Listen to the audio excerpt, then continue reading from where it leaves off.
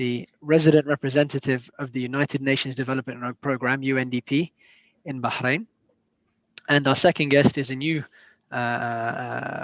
partner for Derasat. We'd like to welcome Dr. Mazen Ali, who is the director of the Media Center in the University of Bahrain. So welcome to both of our guests. Later on, I will introduce our guests from the second section when we go to there at 12 o'clock. To start with, my first question goes to Stefano. Stefano, what is the importance of cooperation between national and UN organizations during crises? And I think it's safe to say we've had a fair few crises to deal with in the last 10 years, let alone the last 100 or 75, I should say.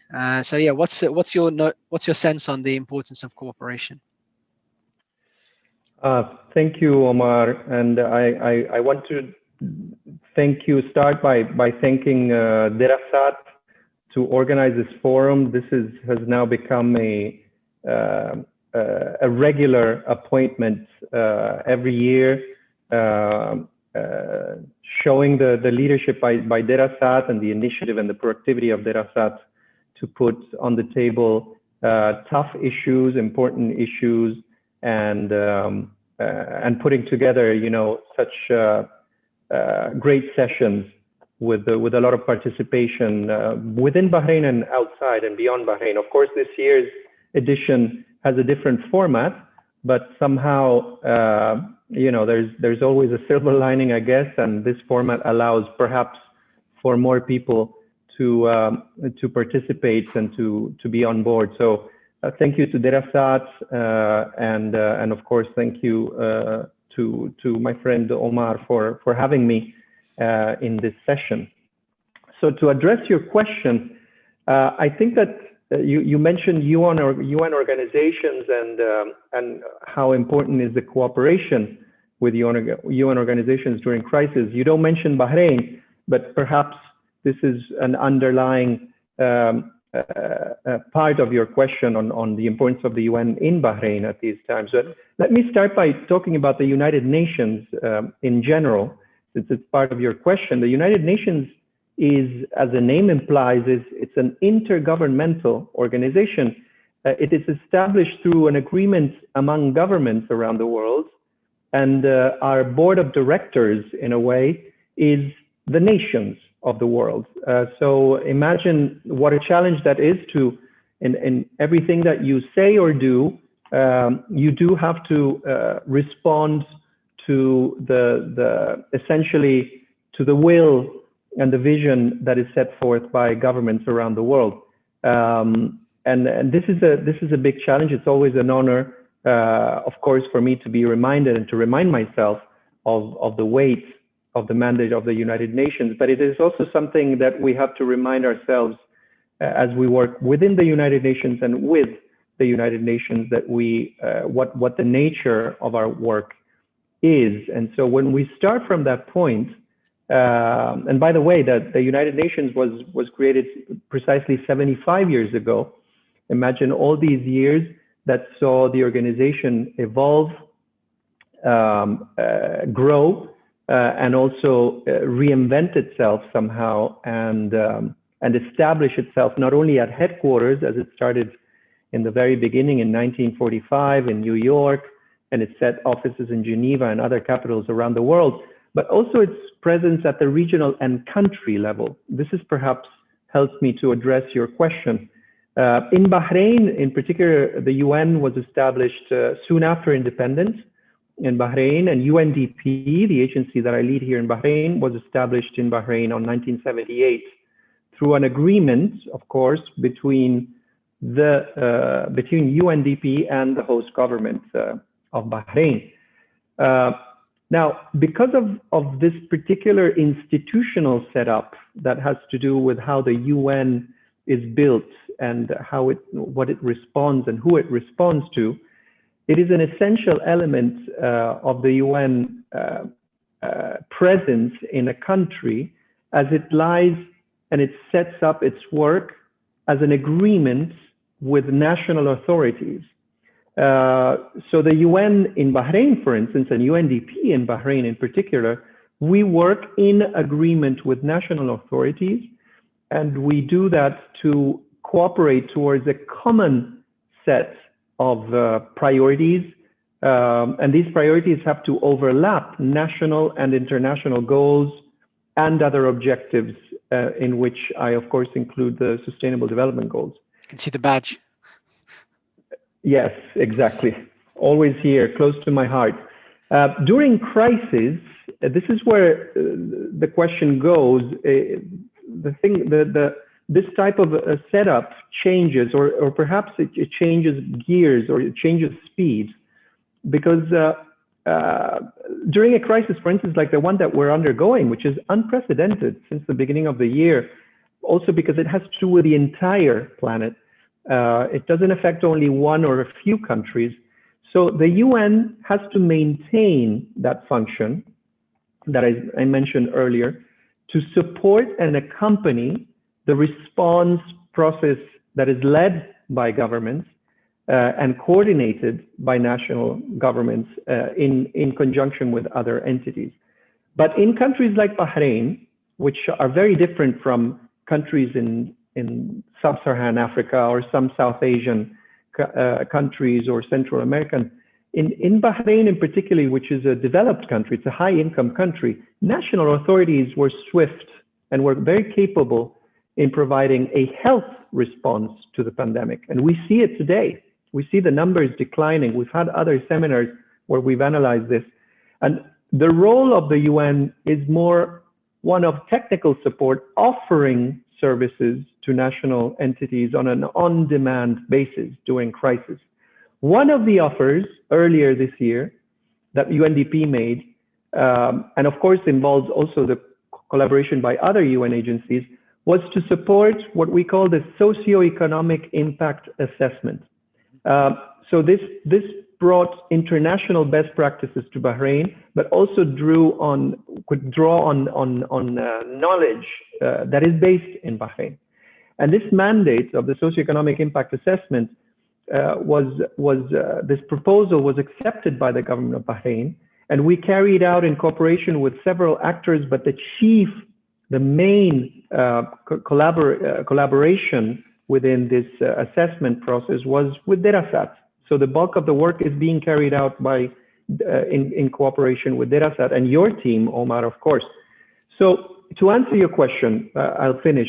The underlying role of UN entities in countries is, as I mentioned, to support national actors, starting from government entities, to pursue the national goals and how these align to international standards, principles, and other goals. That's what the UN does in a country. But during crisis, this cooperation and this role is adapted to respond directly to the needs and requirements of that country at that time to address that specific crisis, and to help the country as it prepares to face the crisis, to respond to it, and more importantly, at this stage, to recover and to rebuild through a stronger, more sustainable framework, and that essentially facilitates a resilience and more preparedness for the country in the future. So this is really where I see the value of the UN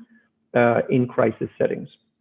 Thank you, Dr. Mazen. So, the University of Bahrain, is one of the most important knowledge institutions in the Gulf, and we know that University of Bahrain has a strong relationship with many different government entities. It has a strong relationship with the UNDP and various UN agencies. It has a strong relationship with Derasat as well.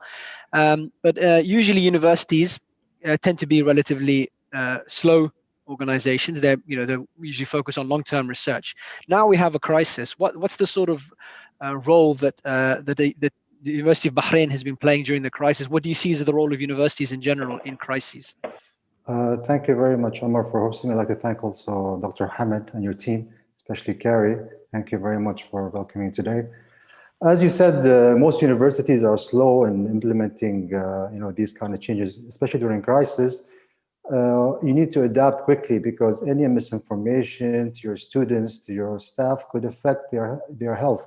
Because you're talking now about COVID-19, a virus that has no borders, that has, it's changing so many lives, changing societies. You require a more enhanced cooperation nationally and internationally.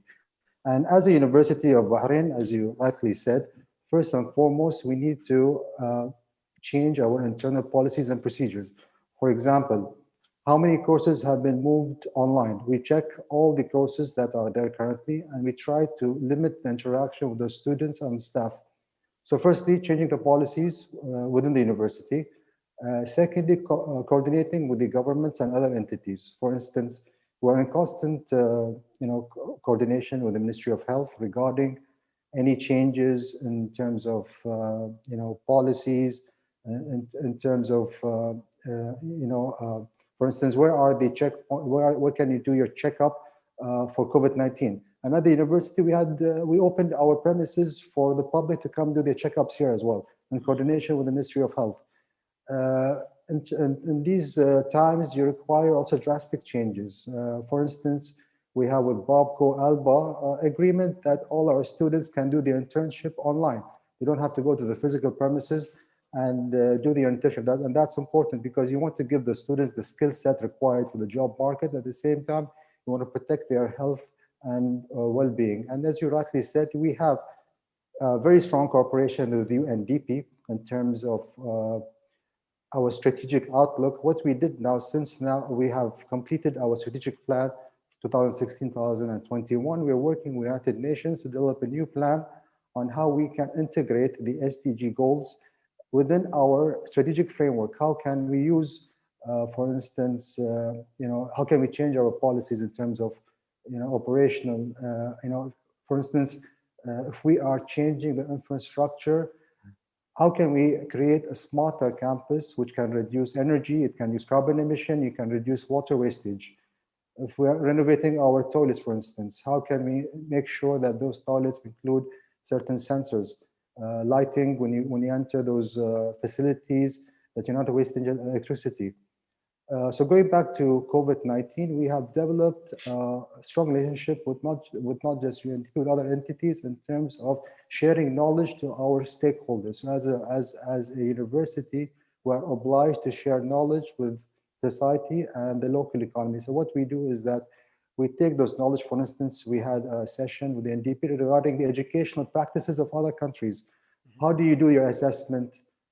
Can you do the assessment, for instance, basically online, or you have to do a hybrid level where the students can just submit an assignment and the exams are not necessary, but just in terms of project-based. So then we as the situation unfolded, the policies and our educational learning methods have changed. Now we have moved more towards integrating exams with those to those students, and that also requires changing the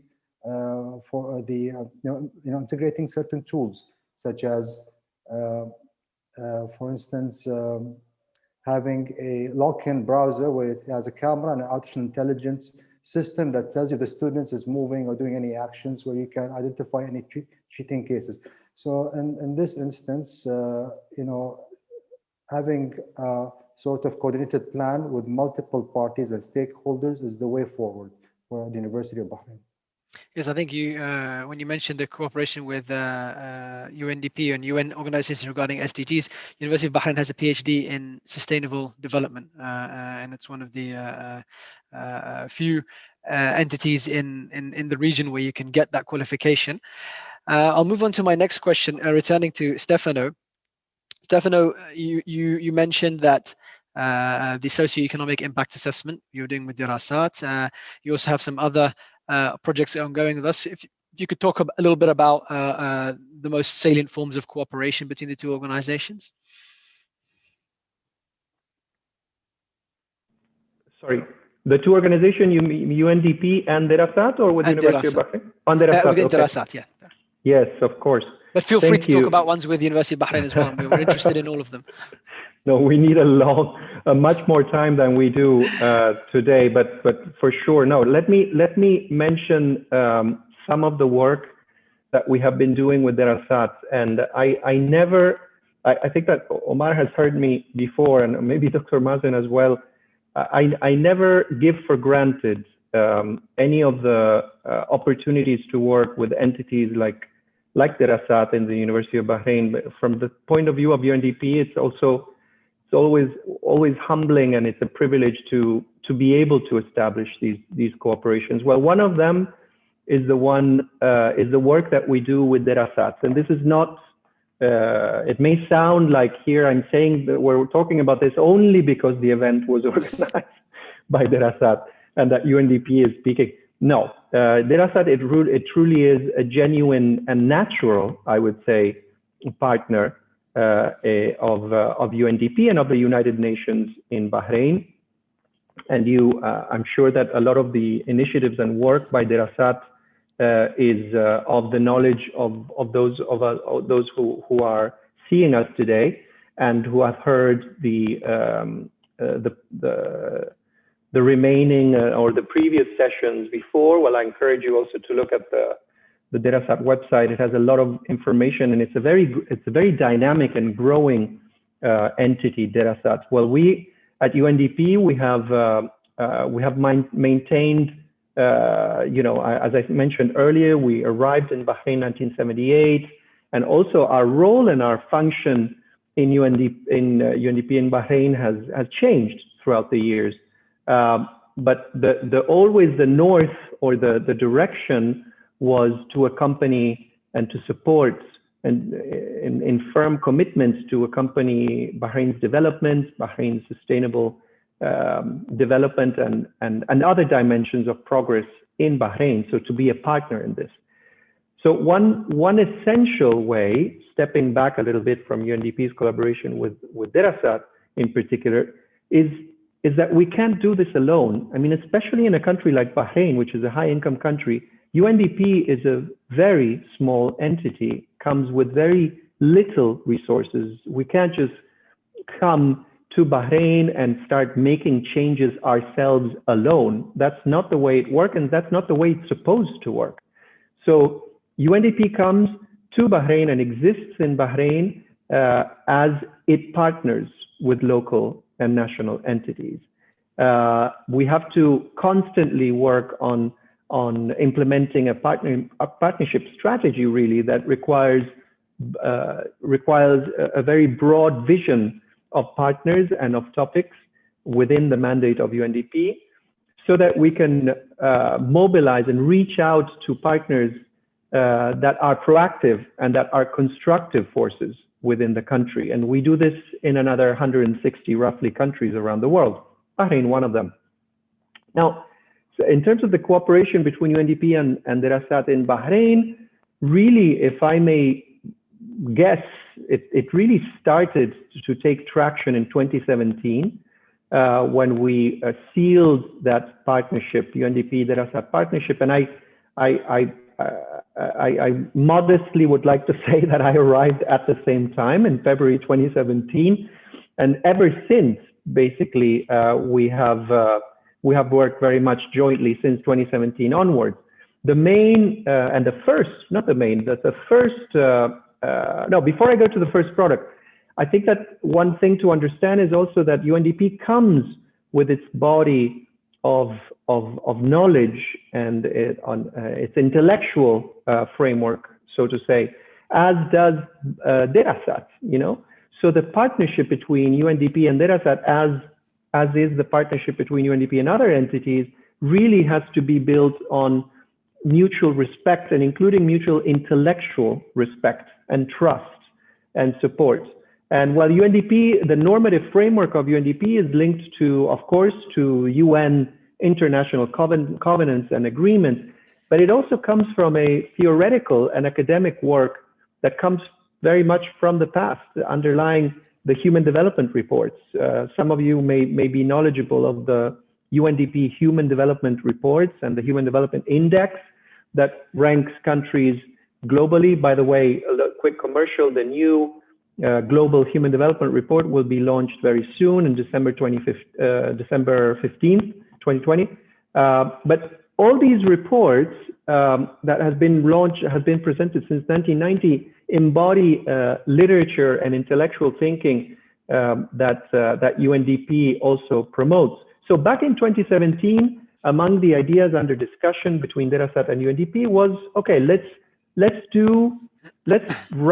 design and write a human development report for Bahrain.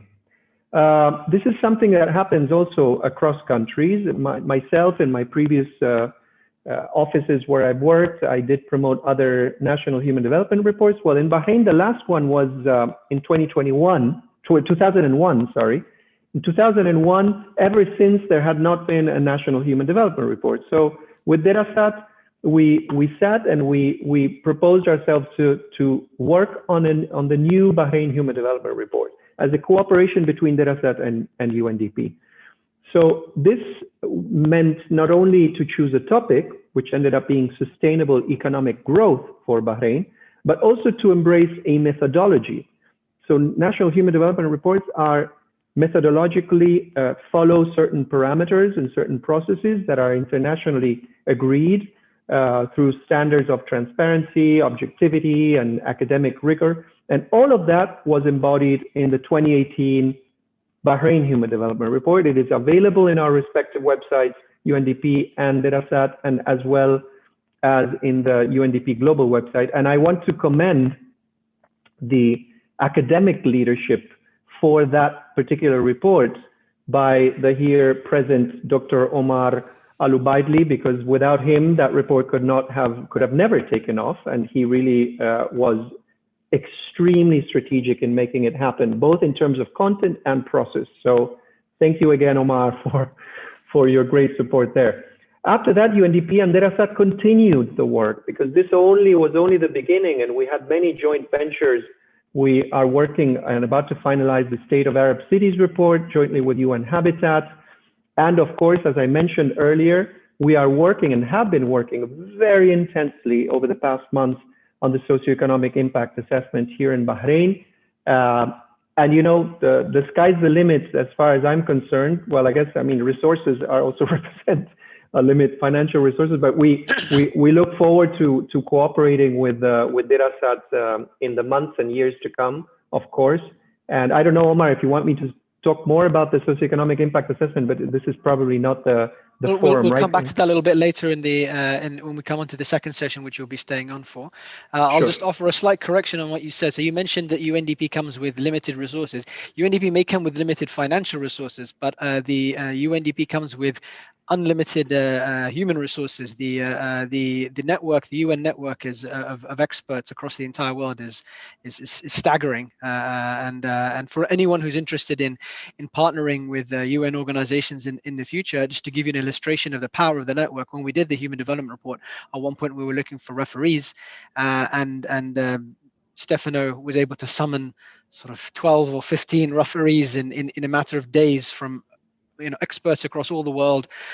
So the UN, the UN's contributions are depend critically, as Stefano mentioned, on the notion of partnership, and the partnership across the UN organizations across the globe is central to the value that they add to any country they work in. So it would be very narrow to conceive of UNDP Bahrain's contribution as being only what is in the UNDP Bahrain office physically. It's something which I encourage all organizations to benefit from across the world. Dr. Mazen, in the context of the University of Bahrain, so you, as I mentioned, you have a PhD program in sustainable development. You mentioned many of the other projects that you have. Perhaps there's one or two that you want to shed a little bit more light on in terms of the successful partnerships you've forged with UN and other organizations. Thank you, Amar. I think our partnership with UN, we're very proud of this partnership, because it's one of, I think, few around the world where we're working in collaboration, not just in terms of awareness sessions. We're trying to actually work with UN in terms of strategy building and instilling the sustainable principles within our students, faculty members, and staff.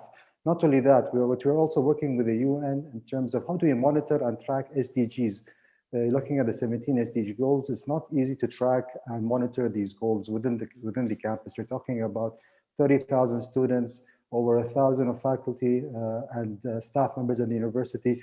So how do we become a catalyst for a development of sustainable development goals in Bahrain and beyond? So the partnership with UNDP is not just based on awarenesses, it goes a step more than that, but instilling that digital transformation and change within that university, and also using that to develop our internal capacity building.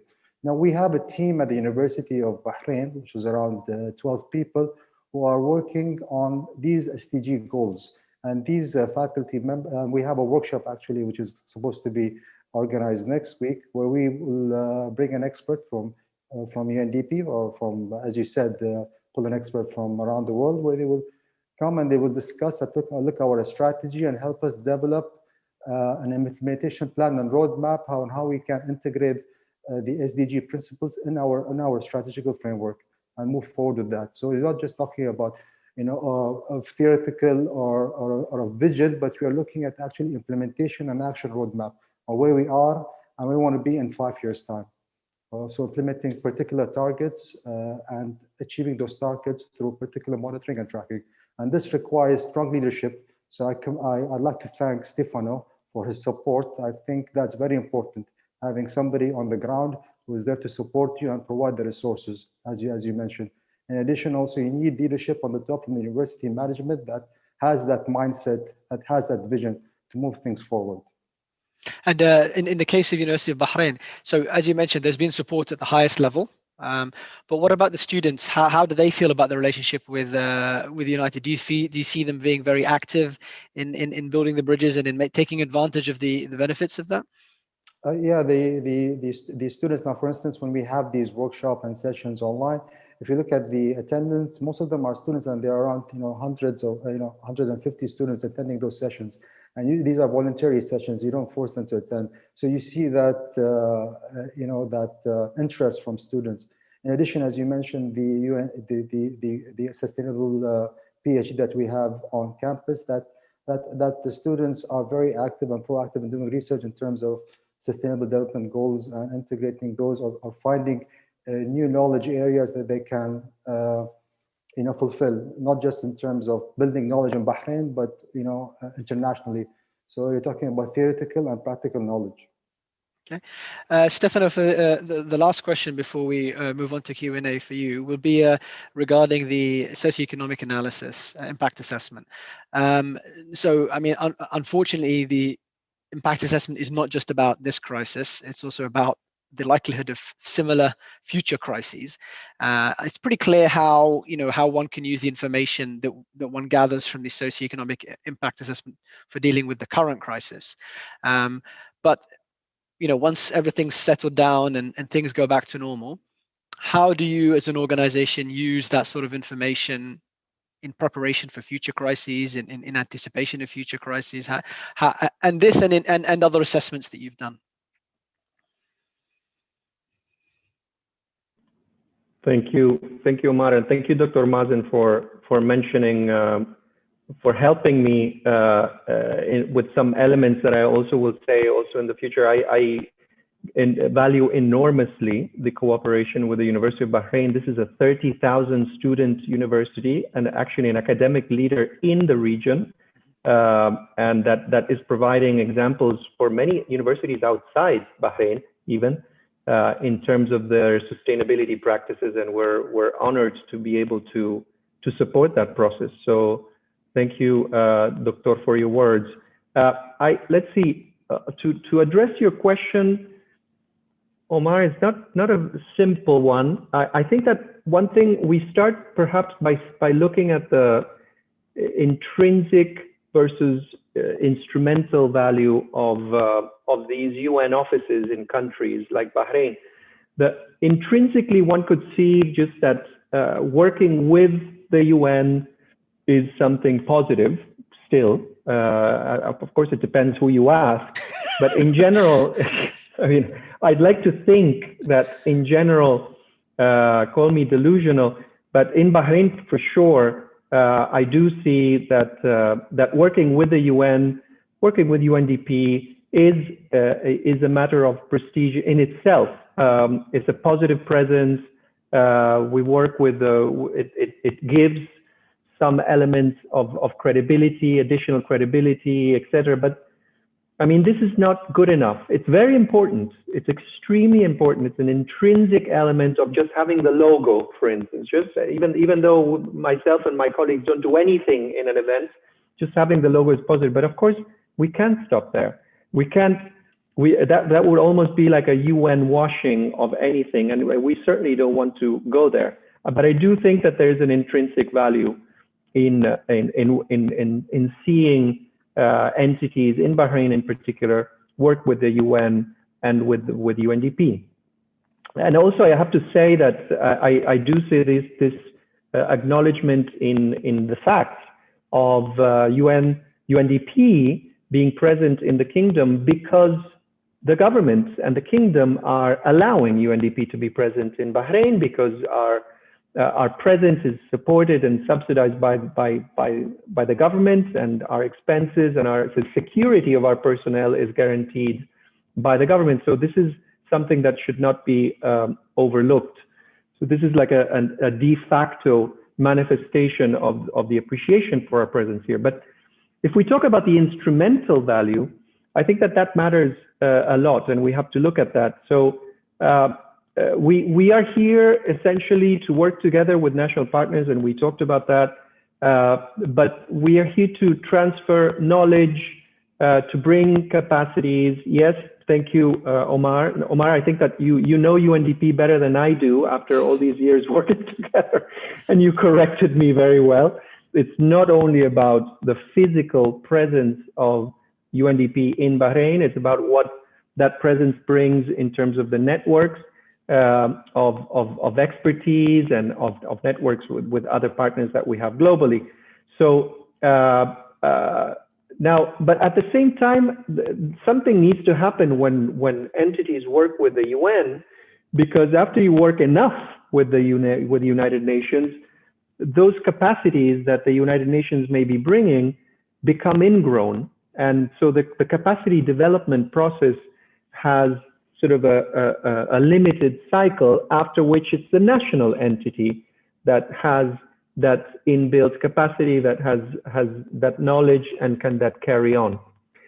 With Derasat, we worked a lot that way, for instance, in the Human Development Report and other processes. And with the University of Bahrain, which is again a key partner of UNDP here, we're working on so many great initiatives on how to fully mainstream the Sustainable Development Goals and sustainable development in the work of the university. And it's not only the course. Of course, the course is key, the PhD program that embodies sustainable development elements, so the curriculum, but it is also in the practices within the university. A university as an entity that has faculty, staff, and students, but it is also a community, a university like that and of that size.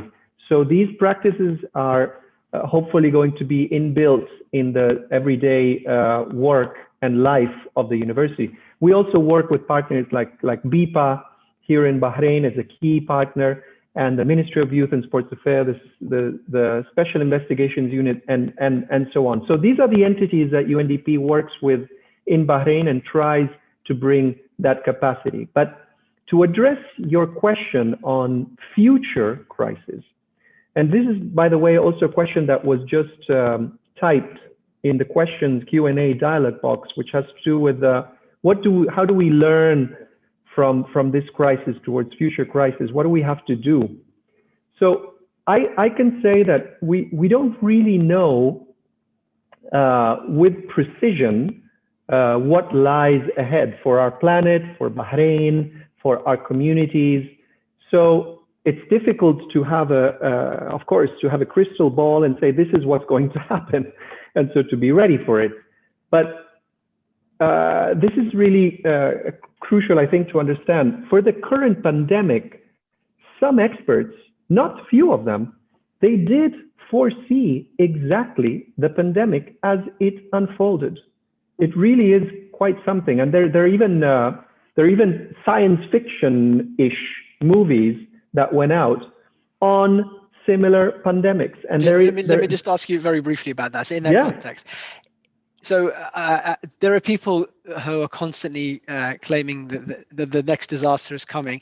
Is it, do you when you say that people have predicted this pandemic, do you classify it as, you know, genuine, precise predictions, or do you put it in the class of, well, there's somebody for any given future potential crisis, there's somebody who's predicting it, so someone's going to be right?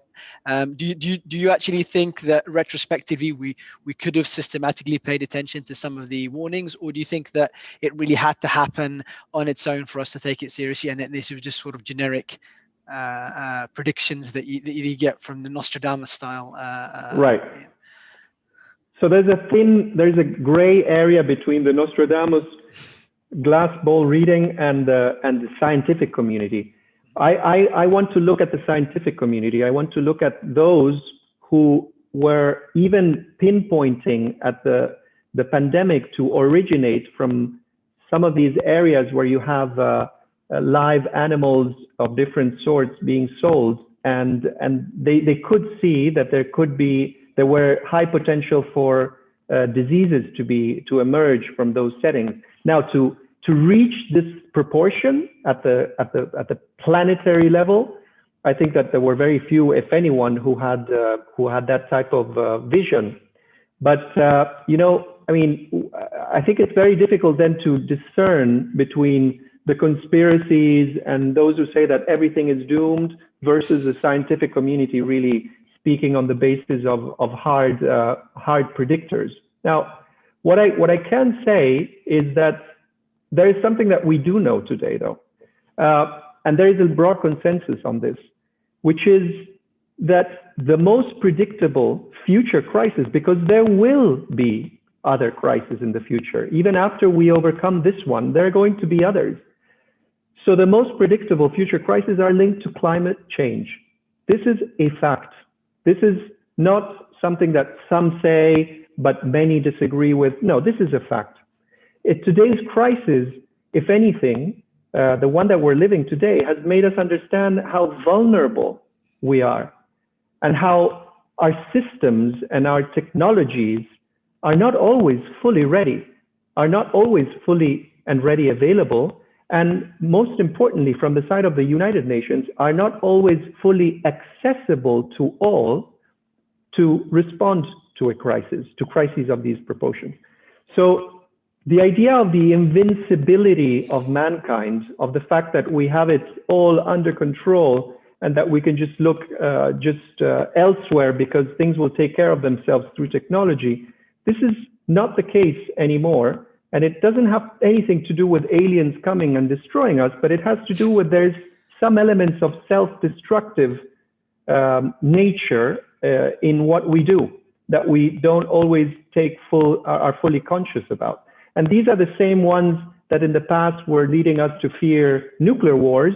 Well, we are less afraid of that today, but we should be more conscious of depleting scarce natural resources, polluting beyond repair our oceans, warming up our atmosphere and oceans with inherent consequences that are probably irreversible, and ultimately destroying the ecosystems that we completely depend on because we are part of that system. So, Omar, we are in time to stop that. I mean, this sounds very apocalyptic, but we are in time. We are in time to stop that. But we have to start by being aware of that and accepting the risks that come from there.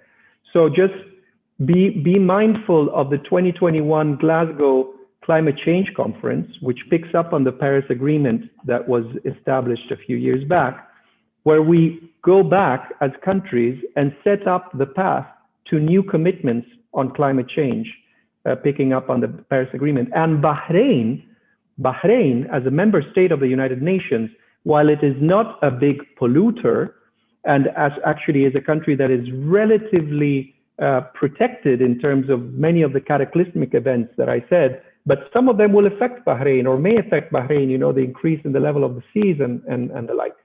Bahrain is very active and should continue to be very active in these forums.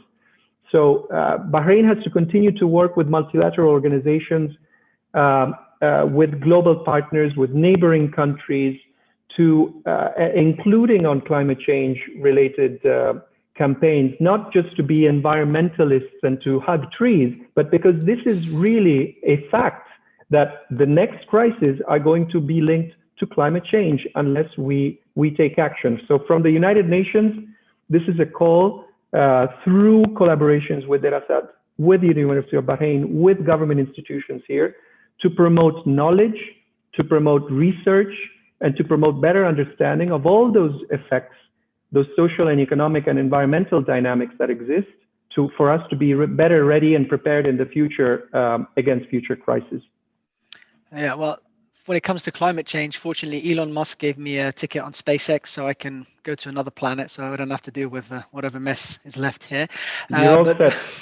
But regarding Bahrain's commitments, the Supreme Council for the Environment has either published or will shortly publish Bahrain's third report under the UNFCCC.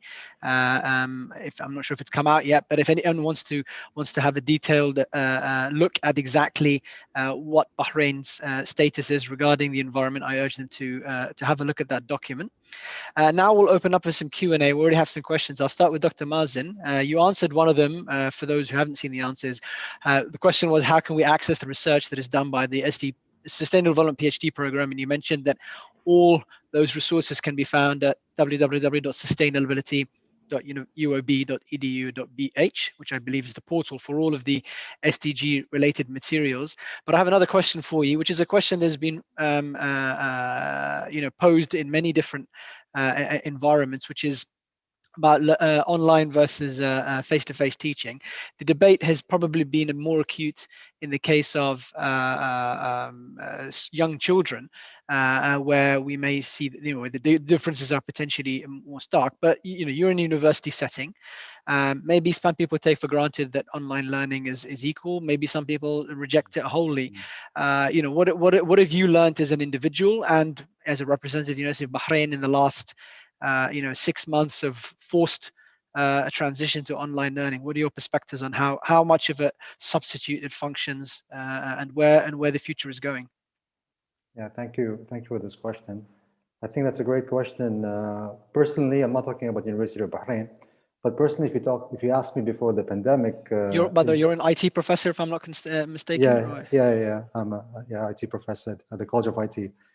If you ask me a few months back, would online learning be as effective as as face-to-face or physical sort of learning? I would tell you, particularly in Bahrain, I would say that's not going to be the case, because I think our culture is more personal. People like to, talk to each other, understand how the students interact. So that face-to-face interaction is important. And basically, from the people I know that have gone to online learning, those in online settings have distractions and less oversight, and can reduce your motivation. Whereas you go physically to class, you attend, you're more motivated to attend, more motivated to look at the teacher. Whereas online, you're mostly distracted. But with this pandemic, I think it has taught us to, the way forward is embracing online learning.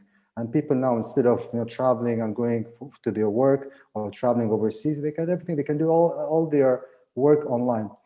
So if you're looking at the online courses as in person, you need to have, first of all, this very strong curriculum.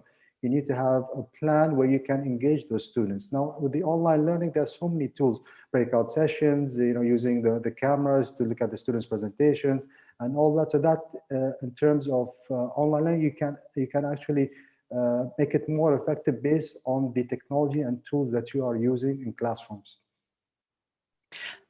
Okay, and what about you as a researcher? I mean, when you conduct your research, have you found that now that you can't go to conferences, or that the conferences are online, how disruptive has it been? An enabling factor for your research, or has the COVID been a disruptive factor to your research?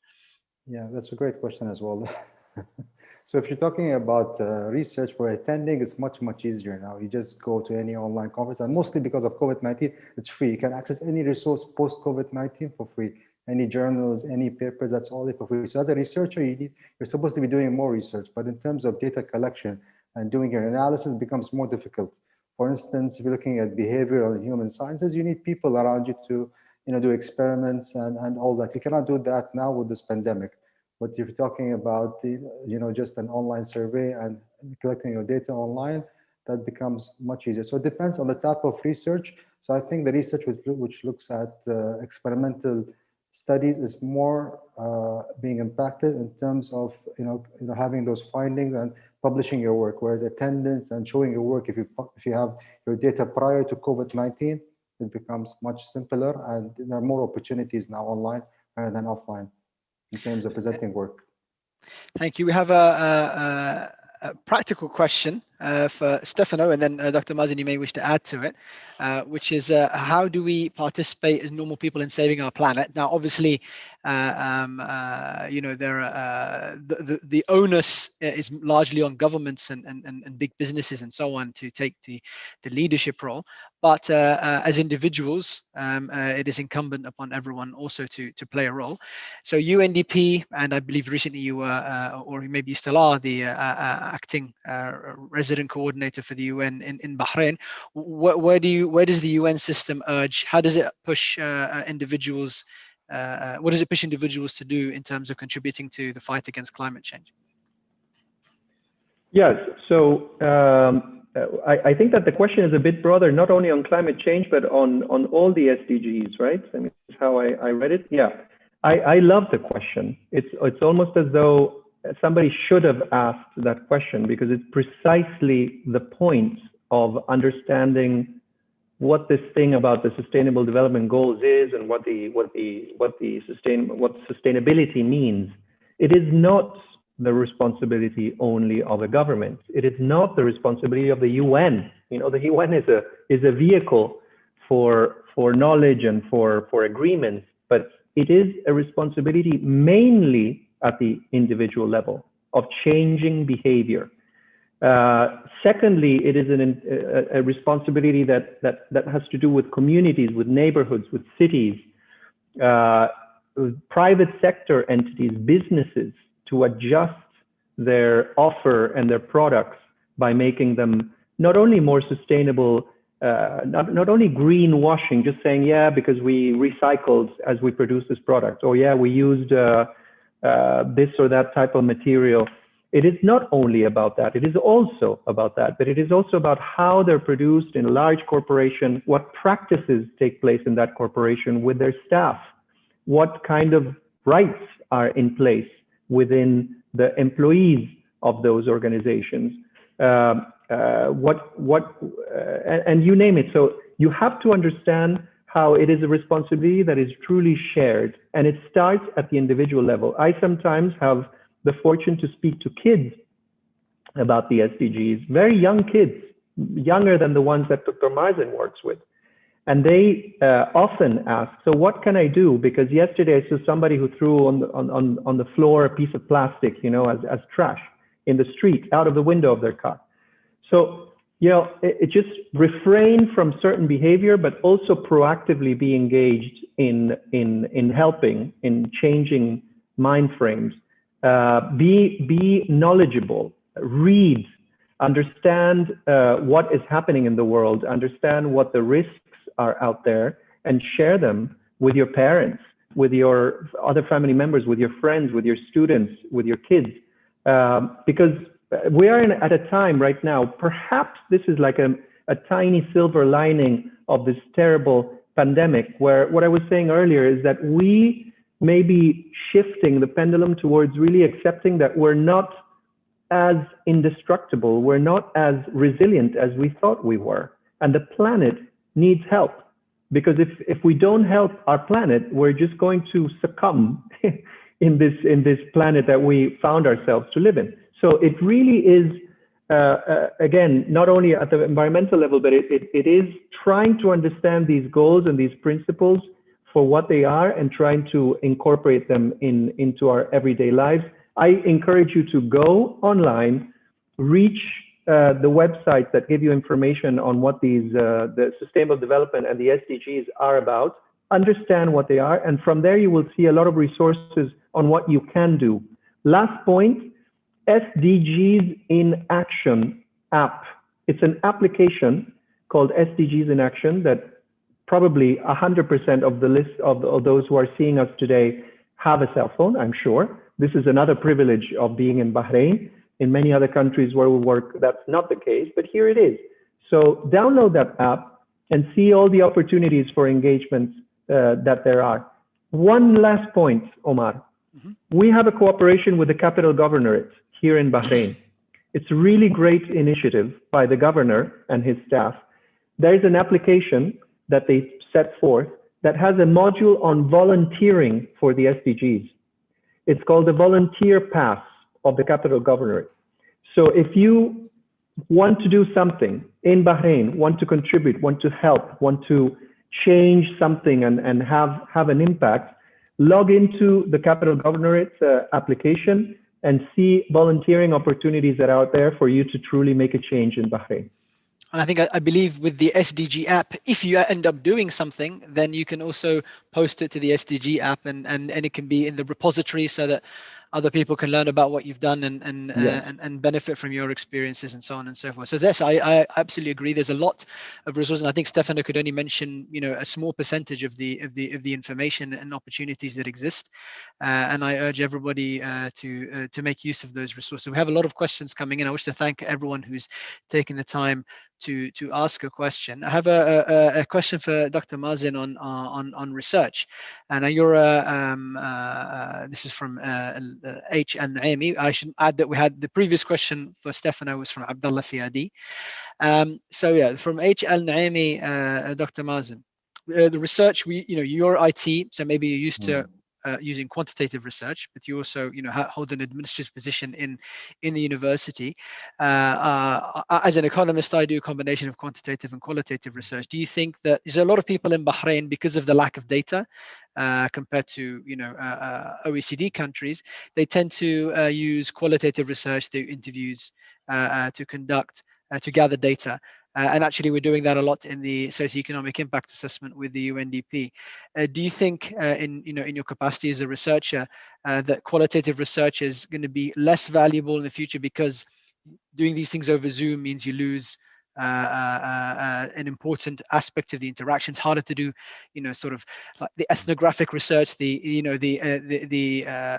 anthropologists would do in the 18th and 19th centuries, where they would live among colonies and natives, or do you think that, on the contrary, qualitative research is going to have a bigger role in the short term, in the long term, I should say? Yeah, thank you for that. So in terms of qualitative research, as you said, generalization is much easier than qualitative research. I did my PhD using case study research, which is qualitative.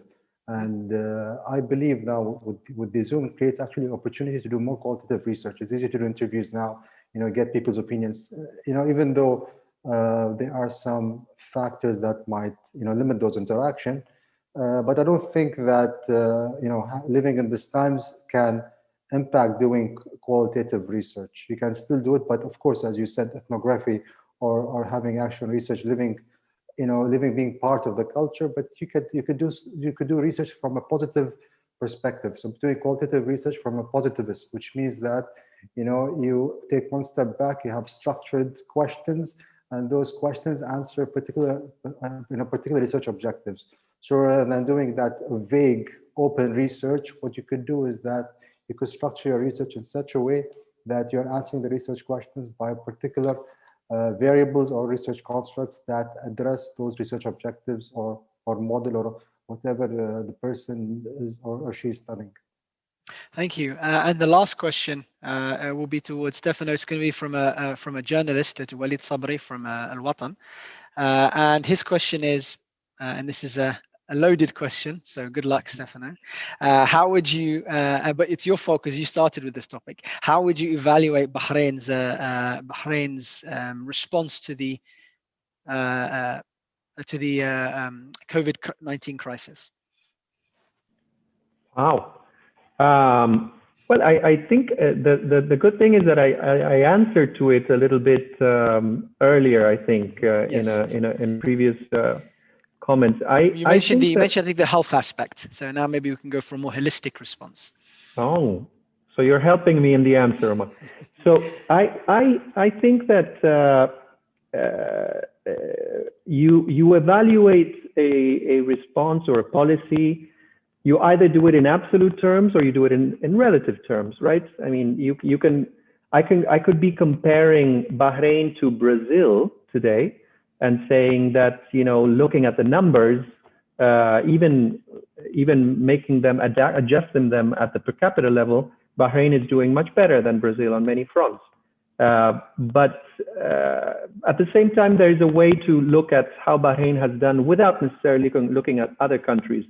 I think that Bahrain has overcome very well the health dimension of the pandemic but not only because there was a quick response and a very mature and well coordinated response from the health authorities, Ministry of Health in particular, with leadership from abroad, from you know, the leadership of the country to make things happen and happen quickly. So there was very firm and clear response at the health level, but it's not only because of what happened in February, March, April, but it's also because of what happened in the decades before.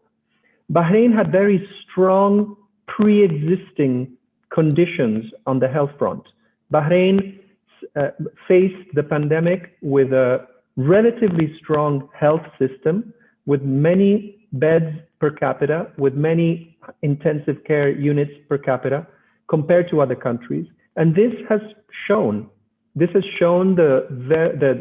excellent response by health authorities to make sure that those who fell sick from the virus were able to be attended. And this is happening on a daily basis, and we see it. And we see a relatively small number of deaths per case, and also of deaths per capita. If you could take 1 more minute to complete your answer, please. Now, in terms of the other implications of the pandemic in Bahrain, well, that's a more complicated story, because that also has to do with pre-existing conditions.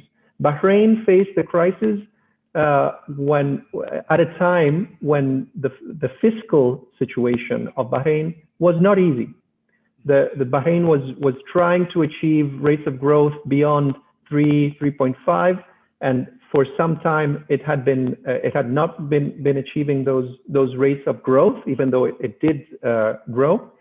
And at the same time, the fiscal situation, because of the terms of trade of what Bahrain exports and versus what it imports, were unfavorable to Bahrain. So when the crisis hit, it hit at a time when government resources had to be allocated to the response to the crisis, and there was not a lot of fiscal space, we call, from a macroeconomic point of view. There was not enough fiscal space to fend off and to have an easy response. So what this means is that there was a hard hit to Bahrain, to the Bahraini economy, as there was for, I think, all other economies globally. And today, Bahrain is in recession, economic recession, and hopefully, according to central bank estimates and work by EDB, we're going to have a recovery in 2021, and with a very solid set of fiscal stimulus and fiscal response packages to support businesses, individuals, and the remaining of the population of Bahrain. So this is it's more complicated from the socioeconomic point of view, but there too, with the National Task Force, there has been a very important effort at the interministerial level to provide a response as good as possible given the circumstances. Thank you, Stefano. So with that, I would like to, first of all, thank everyone who's asked a question. And I apologize to those whose question we were not able to pose to the guests. But we now have an extra hour. Stefano, I'm happy to say, will be staying on with us. Dr. Mazen, unfortunately, will not be able to continue with us. So we look forward to his participation in future events. So thank you on behalf of Derasat and the forum organizers to Dr. Mazen. And with that, I would like to welcome our second or third, I should say, panelist who will be talking alongside Stefano for the remainder of this session, and that's Dr. Sabah Al-Mu'min, who's just come online now. You should be able to see her, and she is a senior research assistant research scientist at the Kuwait Institute for Scientific Research, and she is an expert in genetic engineering. So she's going to bring, so she's from Kuwaiti and works in a Kuwaiti organization. She's going to bring a Kuwaiti perspective and a very scientific perspective with her unique background. So welcome, and it's a pleasure to have you with us, Dr. Sabah. And I would like to pose you the first question, which is, the pandemic's been going on for a year. I think I saw some ironic birthday celebrations on Facebook and Twitter a week ago when it'd been a year exactly since the first recorded case of COVID. So you work in a large, I believe Kisr has hundreds of researchers working full-time in it. It's a long history of being a highly productive research and organization. What do you think are the resources needed to respond to the virus in the short run and in the long run from the perspective that you have in your position? Yes, hello, good afternoon. I first would like to thank Derasat Forum for the invitation and involving the scientific research into such an important topic. As for the question is quite broad, I shall take it from the point of view of the country action and responding, and then I shall present some actions from two arms of think tanks, which are the funding agents and the research party. So as a country, the Kuwait took the actions as according to the WHO guidelines of closing down, of lockdown of everything, but it had committed a lot of things during the crisis. Most of all, committed 1.5 of its GDP to support the combat of the pandemic. The banks took a role, and they canceled or stopped the payback of debts and loans from people to help. The government have ensured the food security and the medical security to be available and affordable.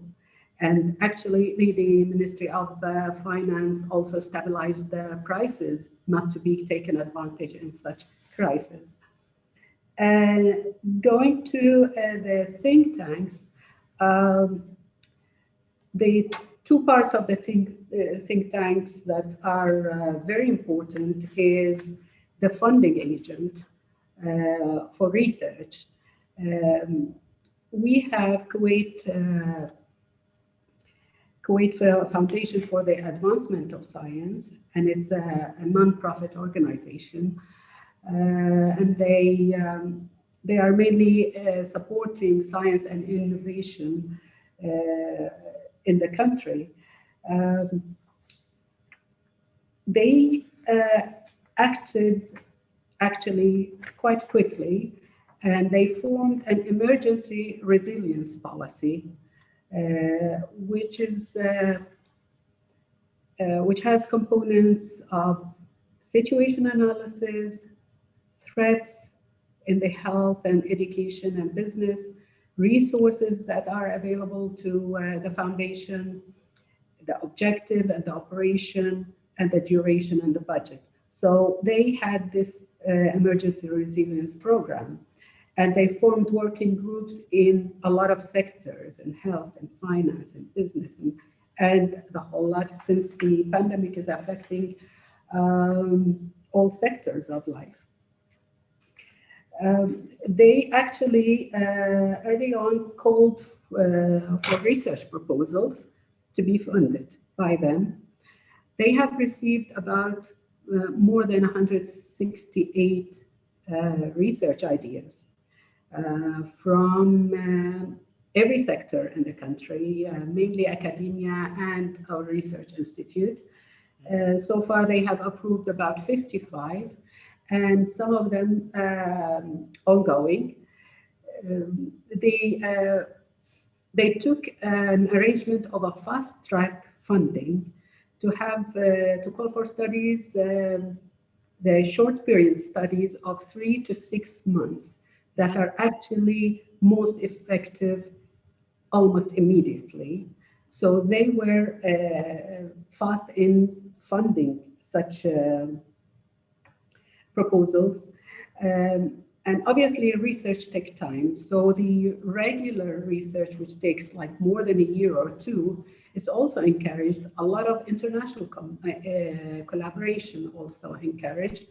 And they are now into evaluation and review of such proposals. So if I could just briefly ask you to explain the proposals that have been, or the call for research, has it been focused purely on the health aspects, or has it also been looking at, broader aspects of the impact of COVID, like the economic impacts or the social impacts too? Yeah, no, it's multidisciplinary in all aspects, in economics, health, finance, climate change, AI, IT, name it.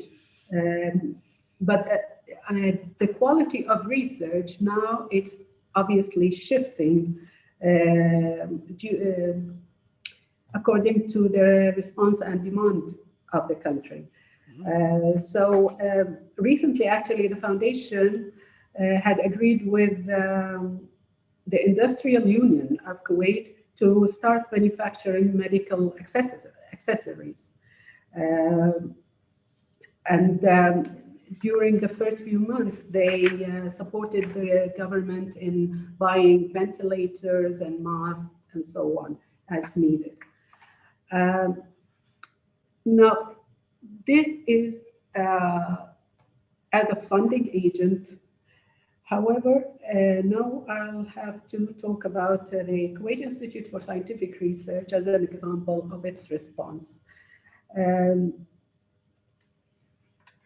The first step that the Institute took is to offer and open up its labs to the Ministry of Health if needed during the treatment and diagnostics and so on. Second, they got together with the Engineering Society and started manufacturing or putting together masks for the public. So these were the instant things.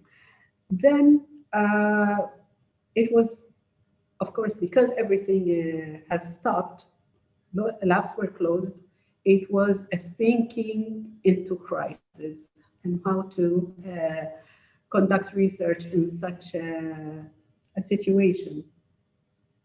So what we have formed a task force committee calling for research ideas. And that is in time with the call for the CAFES funding agent, because research cannot go without funding.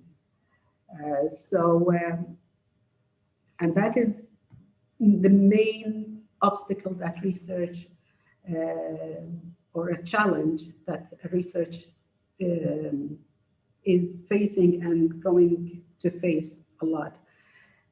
So we called for research proposals.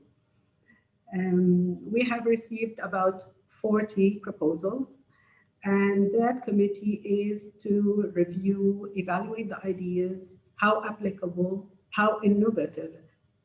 And this is where I say that the research criteria has changed a bit, because it has to be applicable in short time. So a lot of the AI IT people is to be on the front, and basically because of the use of trackers and tracers and these gadgets for the quarantine, the people who are quarantined to control the spread of the disease. We have also several economic studies, like the small medium enterprises affect the whole sector of the economy, because this is supposed to be the worst crisis in the century, as you know. So in the time being, some of the proposals were funded and they are in action. Maybe the first study which we have announced is studying the transmission of the virus into the air, as we see in the atmosphere. As you know, Kuwait has a lot of dust storms and particles in the air, and if there was any particles that are carried in the air, and that study is almost like one of the very few studies that worldwide happen, and they studied in different areas in hospitals, in intensive care, and outside the hospitals, and so on. So this is where research stands. The challenges are quite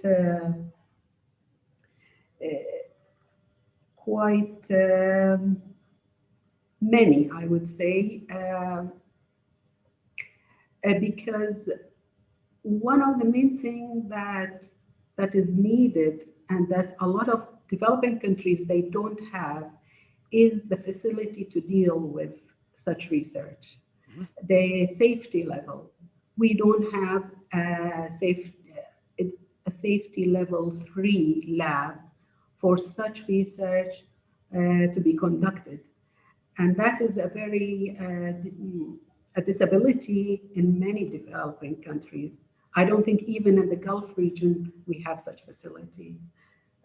So this is a big challenge, is on the going forward plans. So when you mentioned these calls for papers, or calls I should say for projects and proposals, so in my own research, I know I've had a significant increase in requests for me to be a referee for journals and for conferences and so on and so forth, because research activity has been increasing. Now, now you mentioned that you've had this, hundreds of proposals coming in and calls for. Has this created a significant? I know there's financial challenges and there's difficulties, as you mentioned, with the physical infrastructure. Has this also been a big increase in the workload on the administrative workload in terms of evaluating these proposals and in terms of processing them? Because it's not easy to read a proposal and make a decision. Is this something that has affected you personally and the people around you?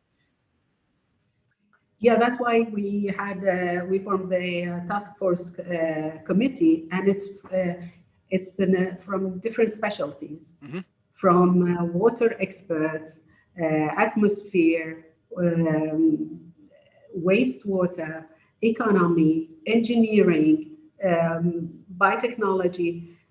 So we had representatives from each field into that committee, where we evaluate the research, and not evaluating the research. The idea might be good, on the applicability of how to do it was the main obstacle. How can we deal with the virus itself? Can we bring it? Can we not bring it? How to go to the Ministry of Health? There's many administrative issues as well. Mm-hmm. So, yeah. So Stefano, so along those lines, so I mean, Dr. Sabah mentioned these calls and these funding opportunities in Kuwait. Now, you mentioned the socioeconomic impact assessment, which is something that's been funded from a grant from UNDP New York. Now, UN has a reputation for being a somewhat bureaucratic organization. Yet despite that, it was able to, at least, I mean, from my perspective, when you called to indicate the possibility of this, it was sometime in maybe May or something like this. So it seemed like light speed as far as an international organization is concerned in terms of putting things together. Can you talk us through exactly, how did the UN headquarters, take these decisions so quickly and get the infrastructure up and running? Because obviously it's something that's an important part of the response. Yes, first of all, good morning or good afternoon almost to Dr. Saba. It was a pleasure to listen to your remarks and a pleasure to meet you. Yes, Omar, I think that the UN, sometimes we call it as the mother of all bureaucracies, right? Inevitably, what else can we do? That's what it's a fact. But in this case, I think that for the example that you bring, I think that we moved quite fast. In Kuwait, there has been a similar process with my UNDP colleagues there. And here in Bahrain, we were fortunate enough to be granted parts of this.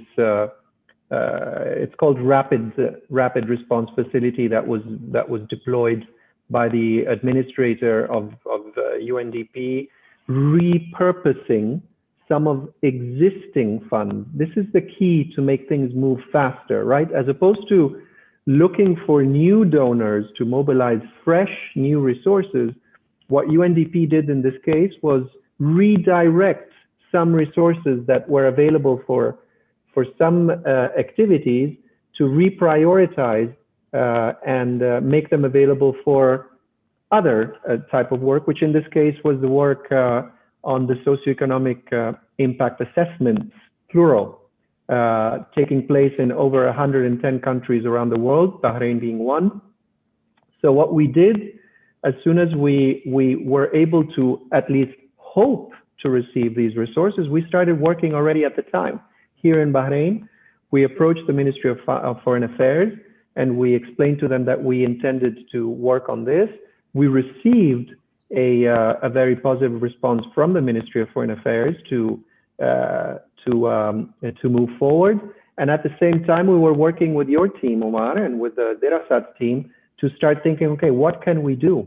And we joined brains and forces in order to put together a plan. Simultaneously, we were blessed with receiving the approval of the access to these resources, which were accessible instantly, right? So all of this, we're not waiting for a physical check, of course, to arrive to Bahrain. This is instant. So we had the resources and we started our work. And some of the results have already been published and have already been not only presented, but also discussed in some of our Derasat UNDP joint seminars that we have carried out in the past months. One notable one has been the work that we have done through a new household survey that was presented about a month and a half ago, with fresh new results on perceptions by individuals living in Bahrain, so both Bahraini and non-Bahrainis, on the impact of the pandemic in their lives, the impact of the pandemic in their families' lives, in their jobs, in their employment situation, in the impact of remote schooling, and how this impact is different depending on the individual, depending on their buffers that exist in their lives in terms of savings, the types of jobs that they have, some sectors being more affected than others. I want to bring to hopefully a bit later we can talk about a very, very key question that was asked by somebody in the Q&A, which has to, I think, Faris Al-Jawar, on the impact on cultural industries. I mean, this is not something that has to do with this session in particular, but I think that it has to do with how some industries and some sectors are enormously affected and disproportionately affected compared to others. And so we were able to analyze that, and we look forward to working much more and more in depth as we gather more information on the impact of the pandemic. Dr. Sabah, in terms of the response, the activities you mentioned in the case of Kuwait and Kisr, some of that seems to be based on existing systems of coordination between these governmental organizations and these research organizations, but also maybe some of these things are new. I know that Kuwait has faced some big challenges recently. Also, the Amir, rahimahullah, he passed away. And I'm sure that was a big shock to the system as well. So, do you see that the existing systems of coordination between the research entities and the think tanks and the government ministries and so on as being sufficient, or do you think that this is something which Kuwait and other countries need to really upgrade, having seen the experience of COVID? Let me start by saying GCC countries under crisis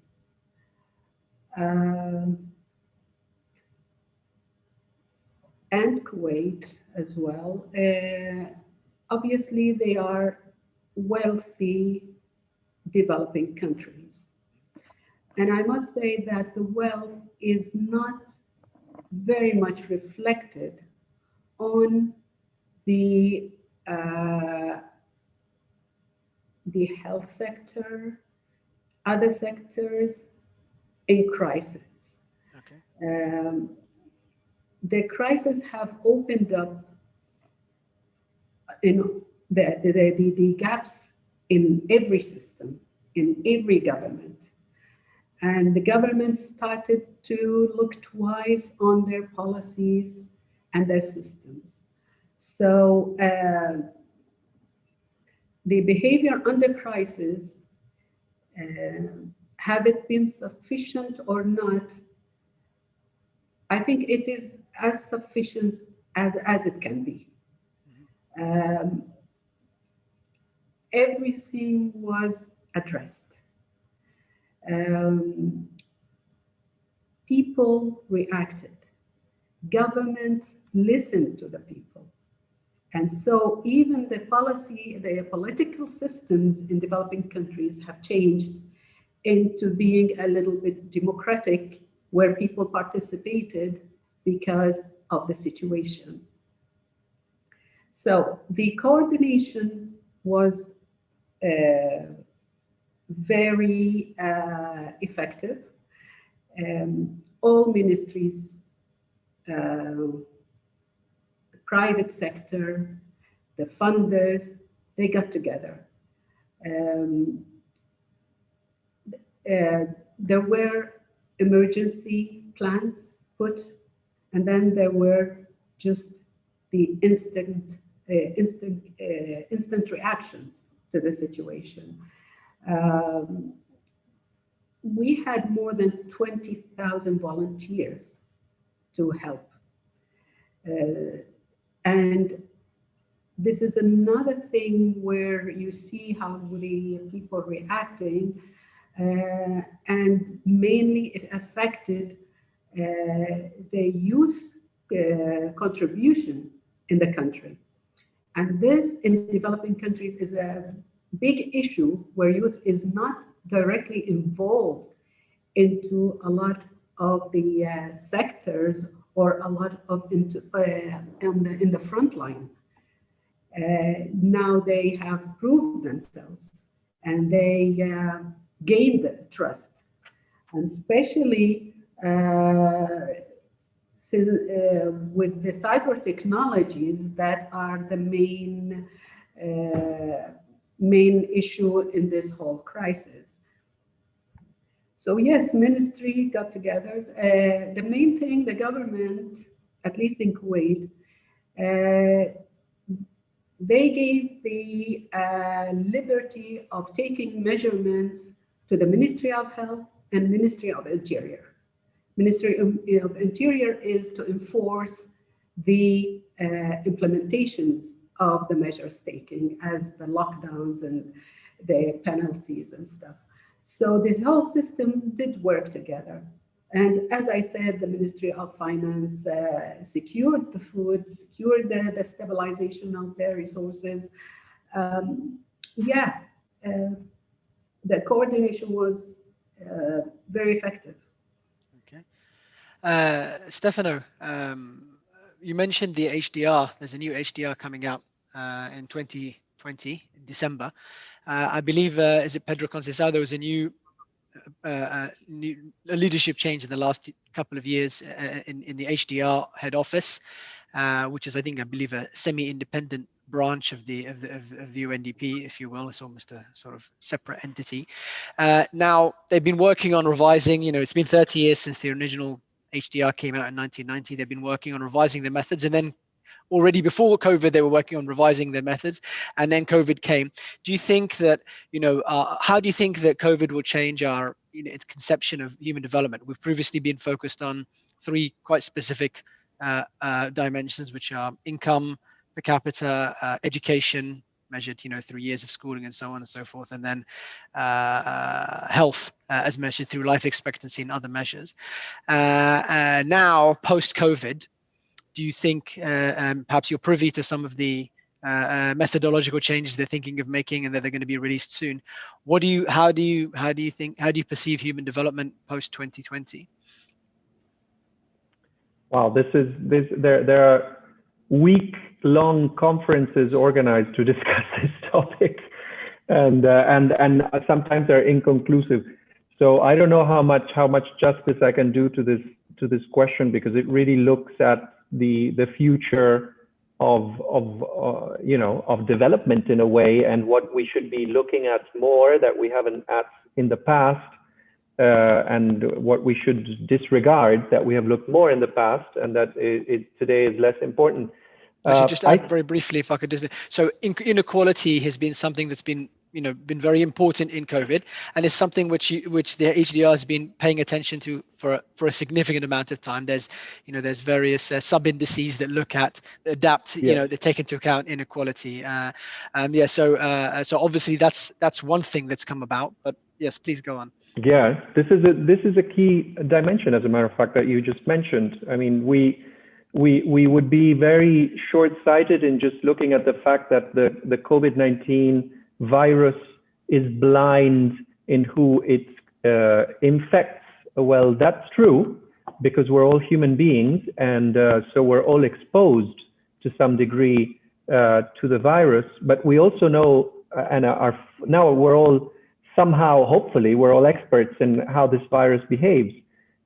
Some population groups are much less affected than others, and I'm not only talking about the young that are less affected in the symptoms and the implications of the virus than elderly people, but it is also people who have stronger immune systems that are, of course, it's much easier for them to fend off the effects of the virus. But it is also people who have access to certain facilities to get the care so that they can overcome the pandemic or the virus when they're affected by it. But it is also people who have knowledge of how to behave and how to prevent being infected by the virus. And well, that knowledge and that access to health services and that health and healthy lifestyles and healthy pre-existing conditions are very unevenly distributed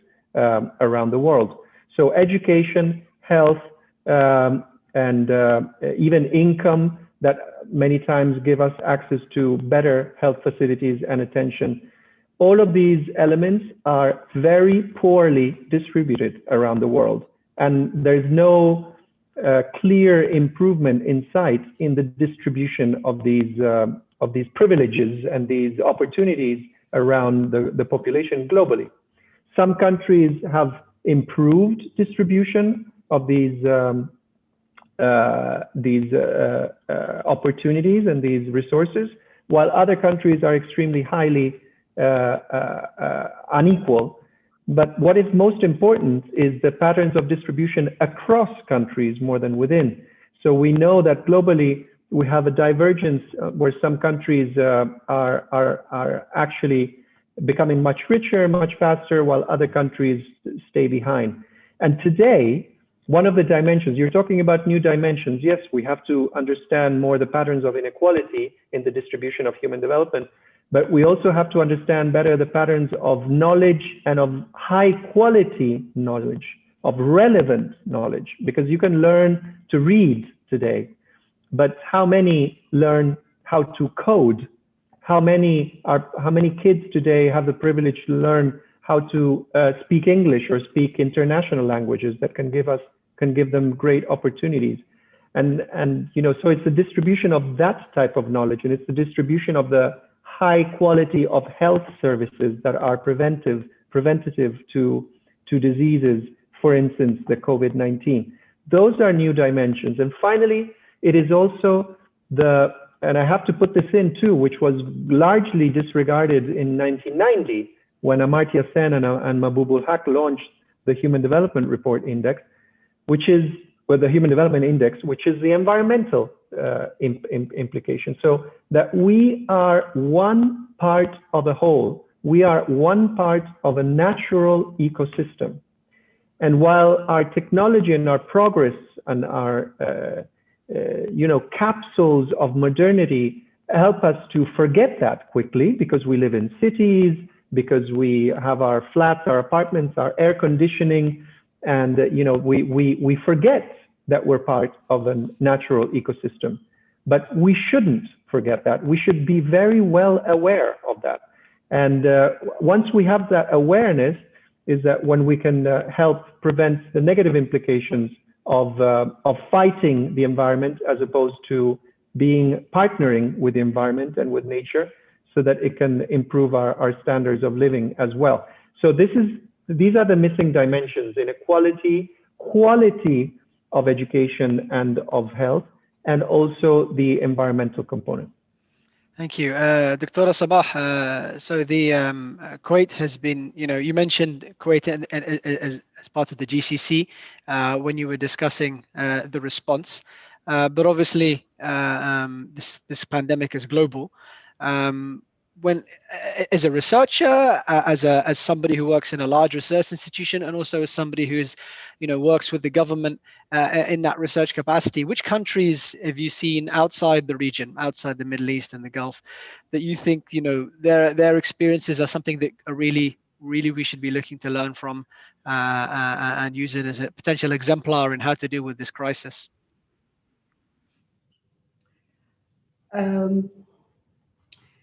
I think collaboration is a main point.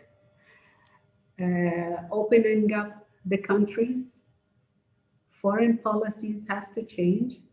This is a time where all countries have almost forgotten their conflicts, because now we have one enemy. And so everybody has to get together, whether they liked it or not. The countries are dependent on each other. Like an example, there's a clinical research coalition. It is formed by a group of scientists, physicians, funders, policymakers from over 70 institutions, over 30 countries, for one purpose is to accelerate research in countries with fragile health systems. Now, this is the way to work. Even the WHO launched the Solidarity Trial, which is an international study for potential treatment of COVID-19 worldwide. So when you have one enemy, this is the way to think.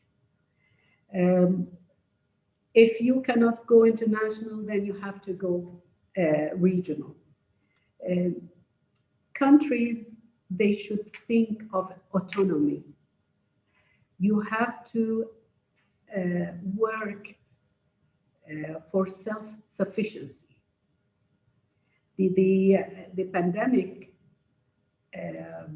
opened eyes on the capacities of the government on how to deal with it, or how to protect their populations, what kind of populations they have, what kind even of a virus they have. And this is all cannot be achieved in a single-handed. Even think tanks, they found themselves in crisis of how to work in such circumstances because they've never been there. They had to accelerate their infrastructure to deal with it. The think tanks also, they have to get together because they don't have as much fund as they used to. Governments have reduced the funds. The private sector almost stopped funding. So the think tanks have to change strategy into getting together partnership, whether regional or international, and they have to work at a certain pace of similar organizations that they know and trust, with facilities that are complementary to each other, so they can have access and work as a strong entity. So yeah, the governments have to look again into their foreign policies on how to act under crisis and open up the collaborations. Now, this is on all, it's not only a foreign policy, it's economics, it's education, it's all sectors. So it's just working together. Stefano, on the issue of knowledge we're getting from this crisis, the Raj Chetty, Harvard scholar, I know you're an economist, although you may have tried to conceal that with your UNDP persona these days, but you are an economist at heart. But anyway, UNDP, at the beginning of this crisis, we had the way we usually deal with a recession, such as increasing government spending or cutting taxes, people immediately realized that this is not the way to deal with this crisis here. They needed some sort of adapted form of stimulus. So then things like guaranteeing salaries and various forms of monetary stimulus were introduced, which were specific to COVID. In an attempt to adapt to this crisis. I read a paper yesterday, or I should say I read their introduction to a paper yesterday by Raj Chetty and a few others in America that looked at, which had huge amounts of highly detailed microeconomic data on the US, on who's spending what, where, down to the individual level. And they found as a consequence of this highly detailed data that most of the fiscal stimulus that had been done by the US government, which is similar to what had been done in many other countries, had been pretty ineffective. If the goal was to help people mitigate the economic impact of the crisis, they should have used other methods. In particular, they said instead of the salary support and so on, there should have been more social insurance type use of the spending.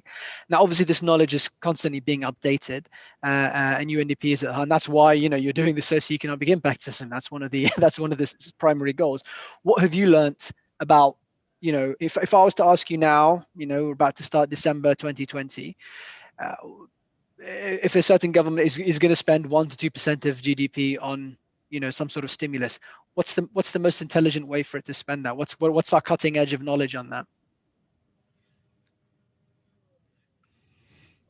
Well, of course it depends on the country context, right? Absolutely. I would even say that within an economic system and like the United States, which is like a continent itself, even a state like California or Texas Yes. are immensely diverse. And so one measure, as we all studied in our initial 101 econ courses, there will be winners and losers from basically every single measure. And so the idea is to see how to make the political economy of those measures, which has implications, and how to make packages of response measures so that most groups are positively affected, and Yes. a minimum amount of groups are negatively affected. I remember vividly that, for instance, in the case of Bahrain, where we jointly, UNDP and Derasat, we carried out that socioeconomic impact assessment survey to households. And I remember very well how, because of the consumption patterns and the savings, the propensity to save among Bahrainis being so low compared to other countries, we have a very low propensity to save in Bahrain compared to, for instance, Japan or other societies that are typically, even culturally perhaps, high savers. Well, in Bahrain, this is not the case, meaning that a survey of this type, a pandemic of this type, and that is sudden, that was unexpected, generated the need for supports to loan repayment deferrals, right? And this was something that was very much sought by the Bahraini populations, and this is a measure that actually was implemented in Bahrain under the leadership of the authorities of Bahrain, requesting the deferral of repayments of loans and the like. So this is something that surely had positive impact on livelihoods of the Bahrainis. But then you look at other groups, as I was saying earlier, and that's why you need different measures, because then there were other groups, perhaps minority groups, but there were other groups that really lost their jobs. It's as simple as that. They were fired because they worked in the tourism sector, because they worked in the entertainment sector, because they worked in all fields of, you know, spas, salons, restaurants. All these areas were impacted directly by the pandemic, because the nature of the business, the nature of their product implies a contact with a customer. Right. And that has been shut down, or it has been forbidden, rightly so, because of the social distancing. So for those groups, instead, we need something probably different, because those groups are also individuals that maybe don't have loans, because they haven't had the capacity to open loans even in Bahrain. And so they simply lost jobs, and they have to make it at the end of the day. They have to put food on the table.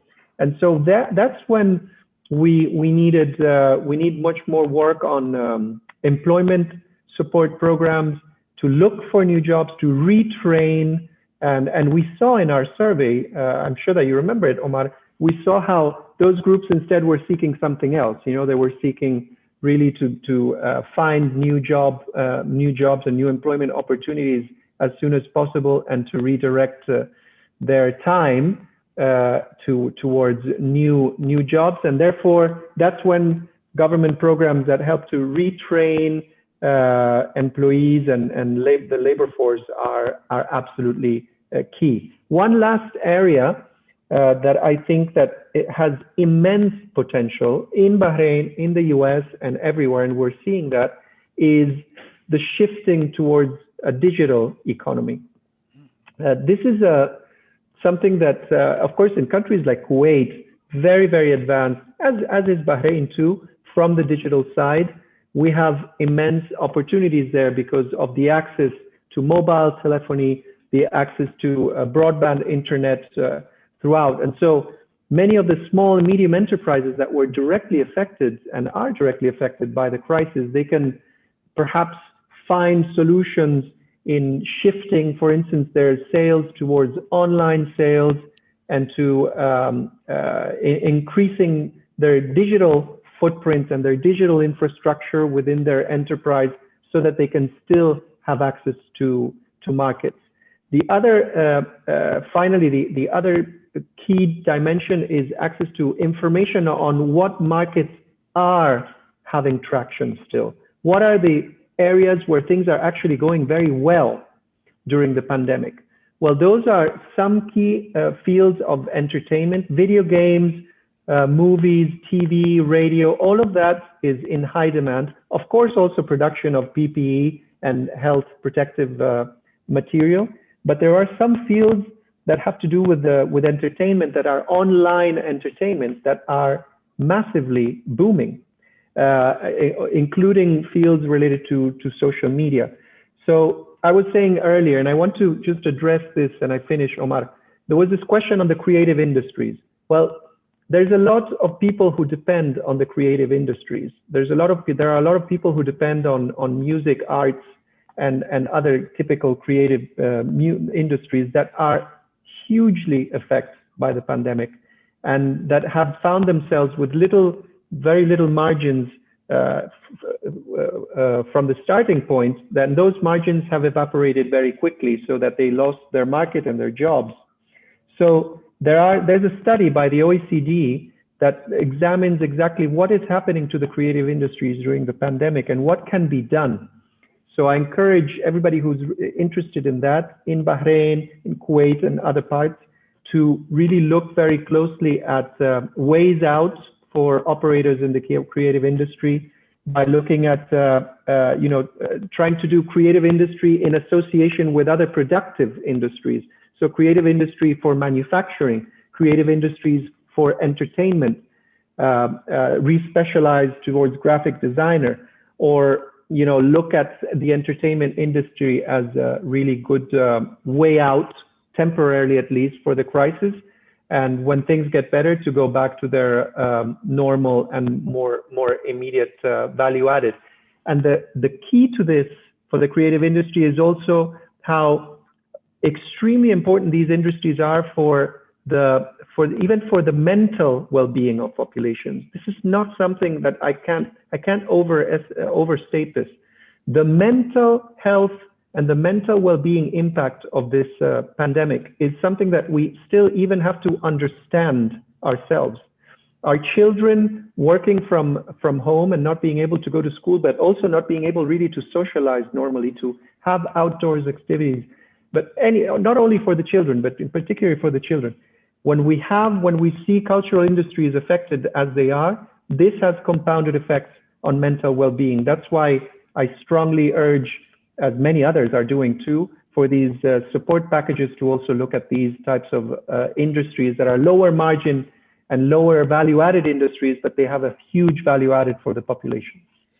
Thank you, Stefano. Yes, when Stefano mentions the digital entertainment benefiting, he's been hard to get hold of the last week because he's been watching this 4th season of The Crown, which has just come out on Netflix. So I think he's finished it now, so he's glad he could join us today. Now we're switching to the Q&A. Welcome to any questions anyone has. The first question will be to Dr. Sabah from Faris Al Joda. And the question regards GCC capabilities. You mentioned, some of the research proposals that have been made in Kuwait have been based on international collaborations. Have some of these been done at the GCC level? Have you seen an improvement at GCC level capabilities in responding to the crisis, or is it unfortunately been mostly country level responses? In brief, I think it is on country basis, I'm afraid. I think the crisis have left everybody enclosed within their own space. How to deal with what I have on my desk, and then I can see my capability if I can help others. Now, obviously, like a lot of the countries, their help to others, unprivileged countries, is just through donations. However, in research, I think a lot of the labs are still closed. They work on minimal capacity. Even in our institute, we work on 50% staff capacity still. and it might continue for a while. To gear our labs to other research is not easy. Now, when I talk about research, it is not like maybe in IT and economics is much more easier because it's mainly of data collection. However, if you want to work in labs, you actually have to have materials and equipment to work with and expertise to work with. So it's been difficult.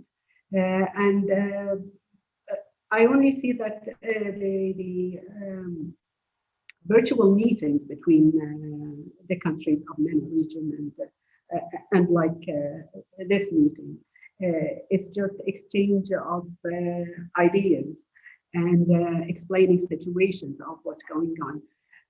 But in actual real lab research, it's very minimal.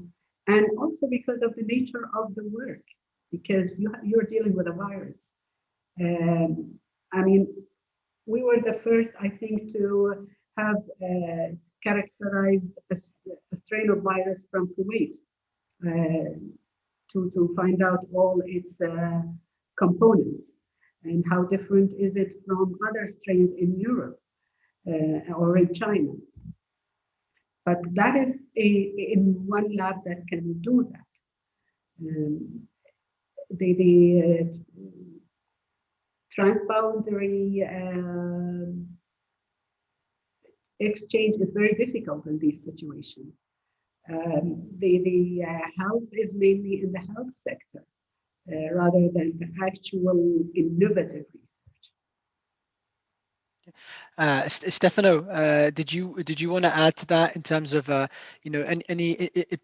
any international collaborations beyond those done under the UN banner? So there's what's done under the UN banner, and then there's individual country level responses.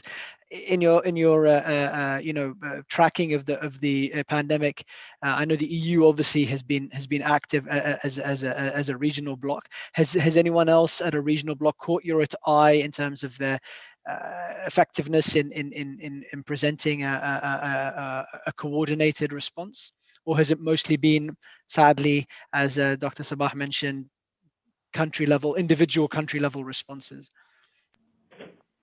Well,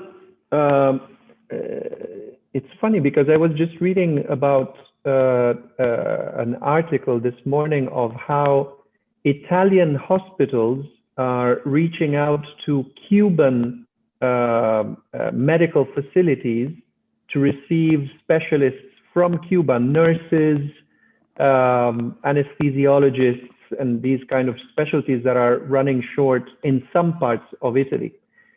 Italy with Cuba. So I don't know if there is a regional or sub-regional initiatives really taking place, but what I do see is a great deal of international bilateral cooperation for having access to these resources that at times fall short in some countries. I agree with Dr. Saba. She's saying that the key to all this is solidarity, is cooperation, is international cooperation, whether it's through the UN or not. That's completely irrelevant. But it just countries need to come together. Because imagine a world where the planet is going through the pandemic still, and the GCC countries are COVID-19 free. Is that an ideal world? That's completely unsustainable because the GCC countries are completely and should be open and depend on international markets, on flow of workers from other parts of the world. So the pandemic, as the name says, it's a pandemic because it's comprehensive to, and if it affects, because of its size, it affects all countries. So it needs to be defeated jointly because it affects us, as humankind, jointly. And the only way to go about this is to get, wherever the situation is improving, to get some of the resources and the materials and the expertise from those parts of the world towards the parts of the world that are suffering more. What is the caveat here? Is that sometimes we don't know that there is a problem. And this is the big curse of poverty statistics and human development statistics, that in parts of the world where we know that the problem, because we know anecdotally that the problem is the worst, we have more poverty, more illiteracy, more conflict, those are the parts of the world where the statistics are worse and are most scarce. So we can just infer that in many parts of sub-Saharan Africa in particular, that the COVID-19 is having enormous implications, even though the numbers don't show that. The numbers are showing that Africa is getting better in terms of the pandemic and the health impact. So we have to help those parts of the world that are undergoing conflict or that are poor, and we have to do it as an international community, whether it's through regional blocks or whether it's through a partnership and South-South cooperation between countries and across countries. And I know that countries in the Gulf are great examples of cooperation within the Gulf region, but also to countries outside the Gulf. Thank you. With that, I would like to thank both of the guests, Stefano and Dr. Sabah, for their contribution this afternoon. And we have a final closing remarks, which will be provided by our Executive Director, Dr. Hamad Abdallah. Please go ahead. Thank you very much. بسم الله الرحمن الرحيم. فبعون من الله وتوفيقه اختتمت أعمال منتدى دراسات السنوي الثالث الذي نظمه مركز البحرين للدراسات الاستراتيجية والدولية والطاقة دراسات عبر تقنية الاتصال الإلكتروني المرئي الذي جاء هذا العام تحت عنوان دور المراكز الفكرية في دعم الجهود الوطنية محاربة جائحة كورونا وتداعياتها، بمشاركة واسعة من عدد من رؤساء وممثلي مراكز الدراسات والبحوث والمؤسسات المرموقة في دول الخليج العربي والمنطقة العربية، وممثلين لمنظمة الأمم المتحدة، بالإضافة إلى عدد من النخب الفكرية والأكاديمية والإعلامية والباحثين المهتمين بتلك القضية من داخل مملكة البحرين وخارجها. وعلى مدى 3 أيام خلال الفترة من 24 إلى 26 من نوفمبر الجاري، دارت مناقشات المنتدى في 3 جلسات رئيسة، وهي الجلسة الأولى الأسس الوطنية لمواجهة الجائحة من منظور بحثي، الجلسة الثانية كيفية تعامل مراكز الفكر مع تحديات ما بعد الجائحة، الجلسة الثالثة آليات تنفيذ الخطط المستقبلية الشاملة. وخلال الجلسات قدم المشاركون رؤى شاملة حول كيفية مواجهة المراكز الفكرية والبحثية جائحة كوفيد-19 أو 19 وجهودها في التعامل مع تحديات ما بعد الجائحة، وكذلك خطط تلك المراكز لتنفيذ البرامج البحثية المستقبلية ذات الصلة بمواجهة آثار الجائحة، بالإضافة إلى المناقشات والأسئلة والمداخلات الثرية من جانب عدد كبير من المتابعين لأعمال المنتدى سواء من داخل مملكة البحرين أو خارجها. ومن خلال تحليل تلك المساهمات والمناقشات فقد توافق الجميع على الآتي: أولاً، على الرغم من تعامل مراكز البحوث مع العديد من الأزمات والكوارث، فإن جائحة كورونا مثلت تحدياً هائلاً لتلك المراكز، سواء بالنسبة لطبيعتها المفاجئة أو كونها ترتبط بالقطاع الصحي، الأمر الذي انعكس على طبيعة عملها سواء بتعديل جداول أعمالها أو طريقة تنظيم فعالياتها لتكون عبر تقنية الاتصال الإلكتروني المرئي، فضلاً عن تحديد أولويات عملها مستقبلاً بما يتوافق وآثار تلك الجائحة. ثانياً، انطلاقاً من أن التحدي يخلق الاستجابة، بدأت المراكز الفكرية والبحثية بإصدار التقارير النوعية المتخصصة ونشر المقالات ذات الصلة بتلك الجائحة، فضلا عن تنظيم العديد من الفعاليات عبر تقنية الاتصال الإلكتروني المرئي، والتي تنوعت موضوعاتها بمشاركة نخبة من الخبراء والمختصين كل في مجال تخصصه، الأمر الذي كان له أبلغ الأثر في تنمية الوعي المجتمعي بتلك الجائحة وتخفيف آثارها السلبية. ثالثا، إذن كانت جائحة كورونا بطابعها النوعي والمفاجئ قد مثلت تحديا للمراكز الفكرية والبحثية، فإن تلك المراكز قد استنفرت جهودها لدراسة التحديات الناجمة عن الأزمة وتحديد الأولويات في ظل ضغوط هائلة على الموارد، فضلا عن آليات التنفيذ مع بيان أهم المعوقات، وهو ما يمكن أن يطلق عليه خارطة طريق فكرية بهدف تحديد المسار الذي يتعين انتهاجه مستقبلا لمعالجة آثار تلك الجائحة.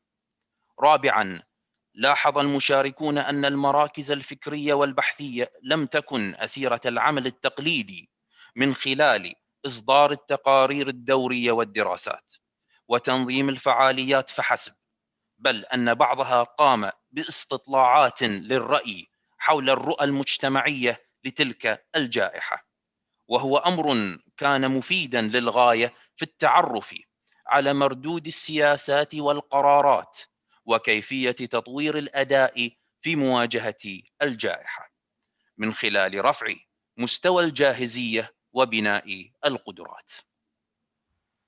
من ناحية ثانية، توافق المشاركون على أن الجائحة كان من شأنها جعل تلك المراكز لصيقة بصانعي القرار، سواء في الحصول على معلومات أو تقديم الرأي المشورة العلمية من خلال تقارير شاملة حول الجوانب المختلفة لأبعاد الجائحة وكيفية التعامل معها، بالإضافة إلى التركيز على الاستشراف الاستراتيجي ودراسات المستقبل.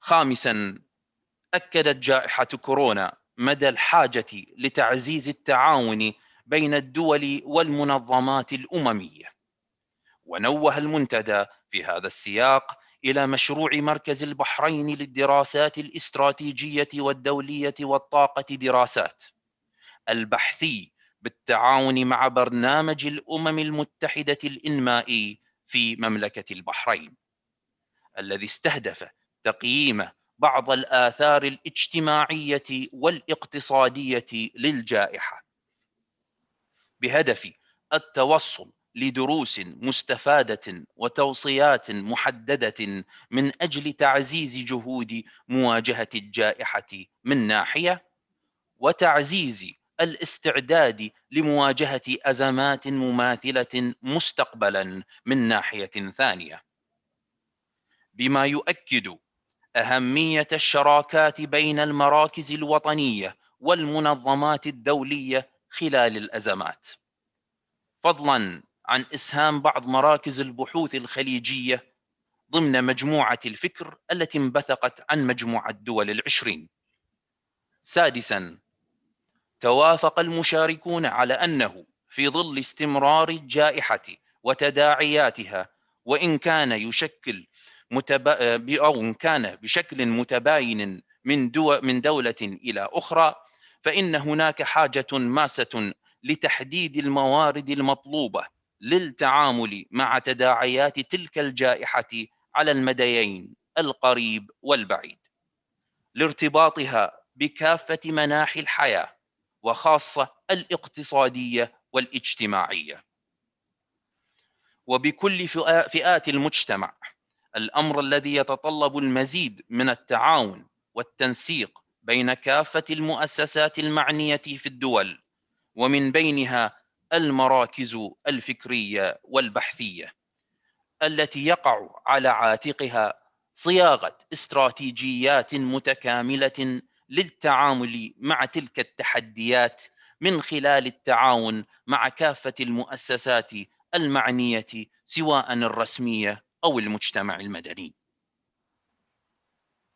وبناء على ما تقدم من آراء ونتائج، فقد أوصى المشاركون في المنتدى بالآتي: أولاً، العمل على ترجمة مخرجات هذا الحوار الفكري إلى برامج بحثية بما يسهم في مواجهة تداعيات جائحة كورونا، فضلاً عن أهمية التفكير في تنفيذ مشروعات بحثية مشتركة بين مراكز الدراسات من أجل تبادل الرؤى لمواجهة تداعيات تلك الجائحة، وتحديد الأولويات على المديين القريب والبعيد وعلى نحو خاص دراسات المستقبل.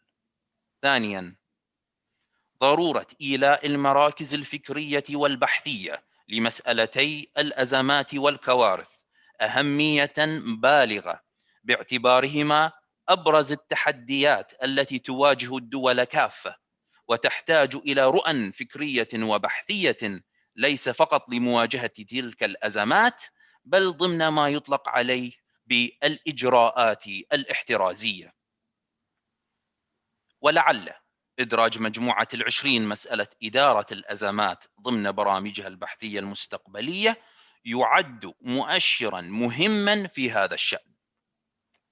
ثالثاً، أهمية تركيز المراكز الفكرية والبحثية على التحديات الأمنية الجديدة، والتي كانت جائحة كورونا أحد مؤشراتها، ومن ذلك الحروب البيولوجية التي تمثل تحدياً هائلاً بالنظر إلى كونها غير مكلفة، ولكن آثارها بالغة الخطورة ولن تكون وقتية، بل تمتد لسنوات ليست بالقليلة. رابعاً، مع أهمية جهود المؤسسات الرسمية في التصدي للمخاطر التي تواجه الأمن الوطني للدول عموماً وخلال الأزمات والكوارث على نحو خاص، سواء من خلال مؤسسات تم تأسيسها لهذا الغرض أو ما يتم استحداثه لمواجهة أزمات نوعية على غرار جائحة كورونا، فإنه تبقى الحاجة لتنسيق الجهود الرسمية مع مثليتها الشعبية، وهو ما أظهرته الجهود التطوعية النوعية في دول الخليج العربي، ويمكن استثمارها مستقبلا في تنمية الوعي بالعمل المشترك وحماية المصالح العليا للدول، وهو ما يمكن أن يؤسس لمشروعات بحثية مشتركة. خامساً، ضرورة تطوير عمل المراكز الفكرية والبحثية بما يتلائم وطبيعة التهديدات التي تواجه الأمن الوطني في الوقت الراهن، بحيث تجمع بين العمل التقليدي المتمثل في إعداد التقارير والدراسات والتحليلات الاستراتيجية، وفي الوقت ذاته انتهاج آليات جديدة من شأنها أن تفيد صناع القرار، ومنها استطلاعات الرأي، فضلا عن الدورات التدريبية للتوعية بشأن المخاطر الأمنية. سادسا، أبدى المشاركون اعتزازهم وإعجابهم بتميز تجربة مملكة البحرين في إدارة أزمة جائحة فيروس كورونا المستجد، بفضل التوجيهات الحكيمة لحضرة صاحب الجلالة الملك حمد بن عيسى آل خليفة عاهل البلاد المفدى حفظه الله ورعاه، والدور الكبير والفاعل الذي يطلع به الفريق الوطني للتصدي للجائحة بقيادة صاحب السمو الملكي الأمير سلمان بن حمد آل خليفة ولي العهد رئيس الوزراء حفظه الله ورعاه. سابعا، أشاد المشاركون بإطلاق مركز دراسات مبادرة التضامن والتعاون البحثي والفكري بين مراكز البحوث والدراسات على مستوى دول العالم تحت شعار مجتمع فكري وإنساني واحد. والتي وجدت صدى إيجابيا واسعا من أجل التعاون معا للتصدي لتداعيات الجائحة، سواء من خلال دعم عملية صناعة القرار أو نشر الوعي بالمستجدات الجارية، سعيا إلى تعزيز التبادل المعرفي وبناء القدرات، فضلا عن التنبؤ واستشراف ملامح المرحلة المقبلة باقتراح وتقييم الخيارات الاستراتيجية المتاحة. ثامنا، رفع المشاركون في المنتدى أسمى آيات الشكر والإجلال إلى مملكة البحرين ملكا وحكومة وشعبا، متمنين للمملكة دوام التقدم والرقي والازدهار، كما أشادوا بالدور الذي يطلع به منتدى دراسات السنوي، والذي أضحى منصة علمية وفكرية متقدمة لمناقشة كافة القضايا والتحديات التي تواجه المنطقة والعالم. وفي هذا الإطار تقدم المشاركون بكل الشكر والثناء والتقدير لمركز دراسات رئيسا وإدارة وباحثين على جهودهم الدؤوبة والناجحة التي بذلت للإعداد والتحضير لهذا المنتدى المهم مضمونا وتوقيتا، وما تمخض عنه من مناقشات مثمرة وتوصيات بناءة. صدر في المنامة مملكة البحرين 26 نوفمبر 2020 للميلاد، والسلام عليكم ورحمة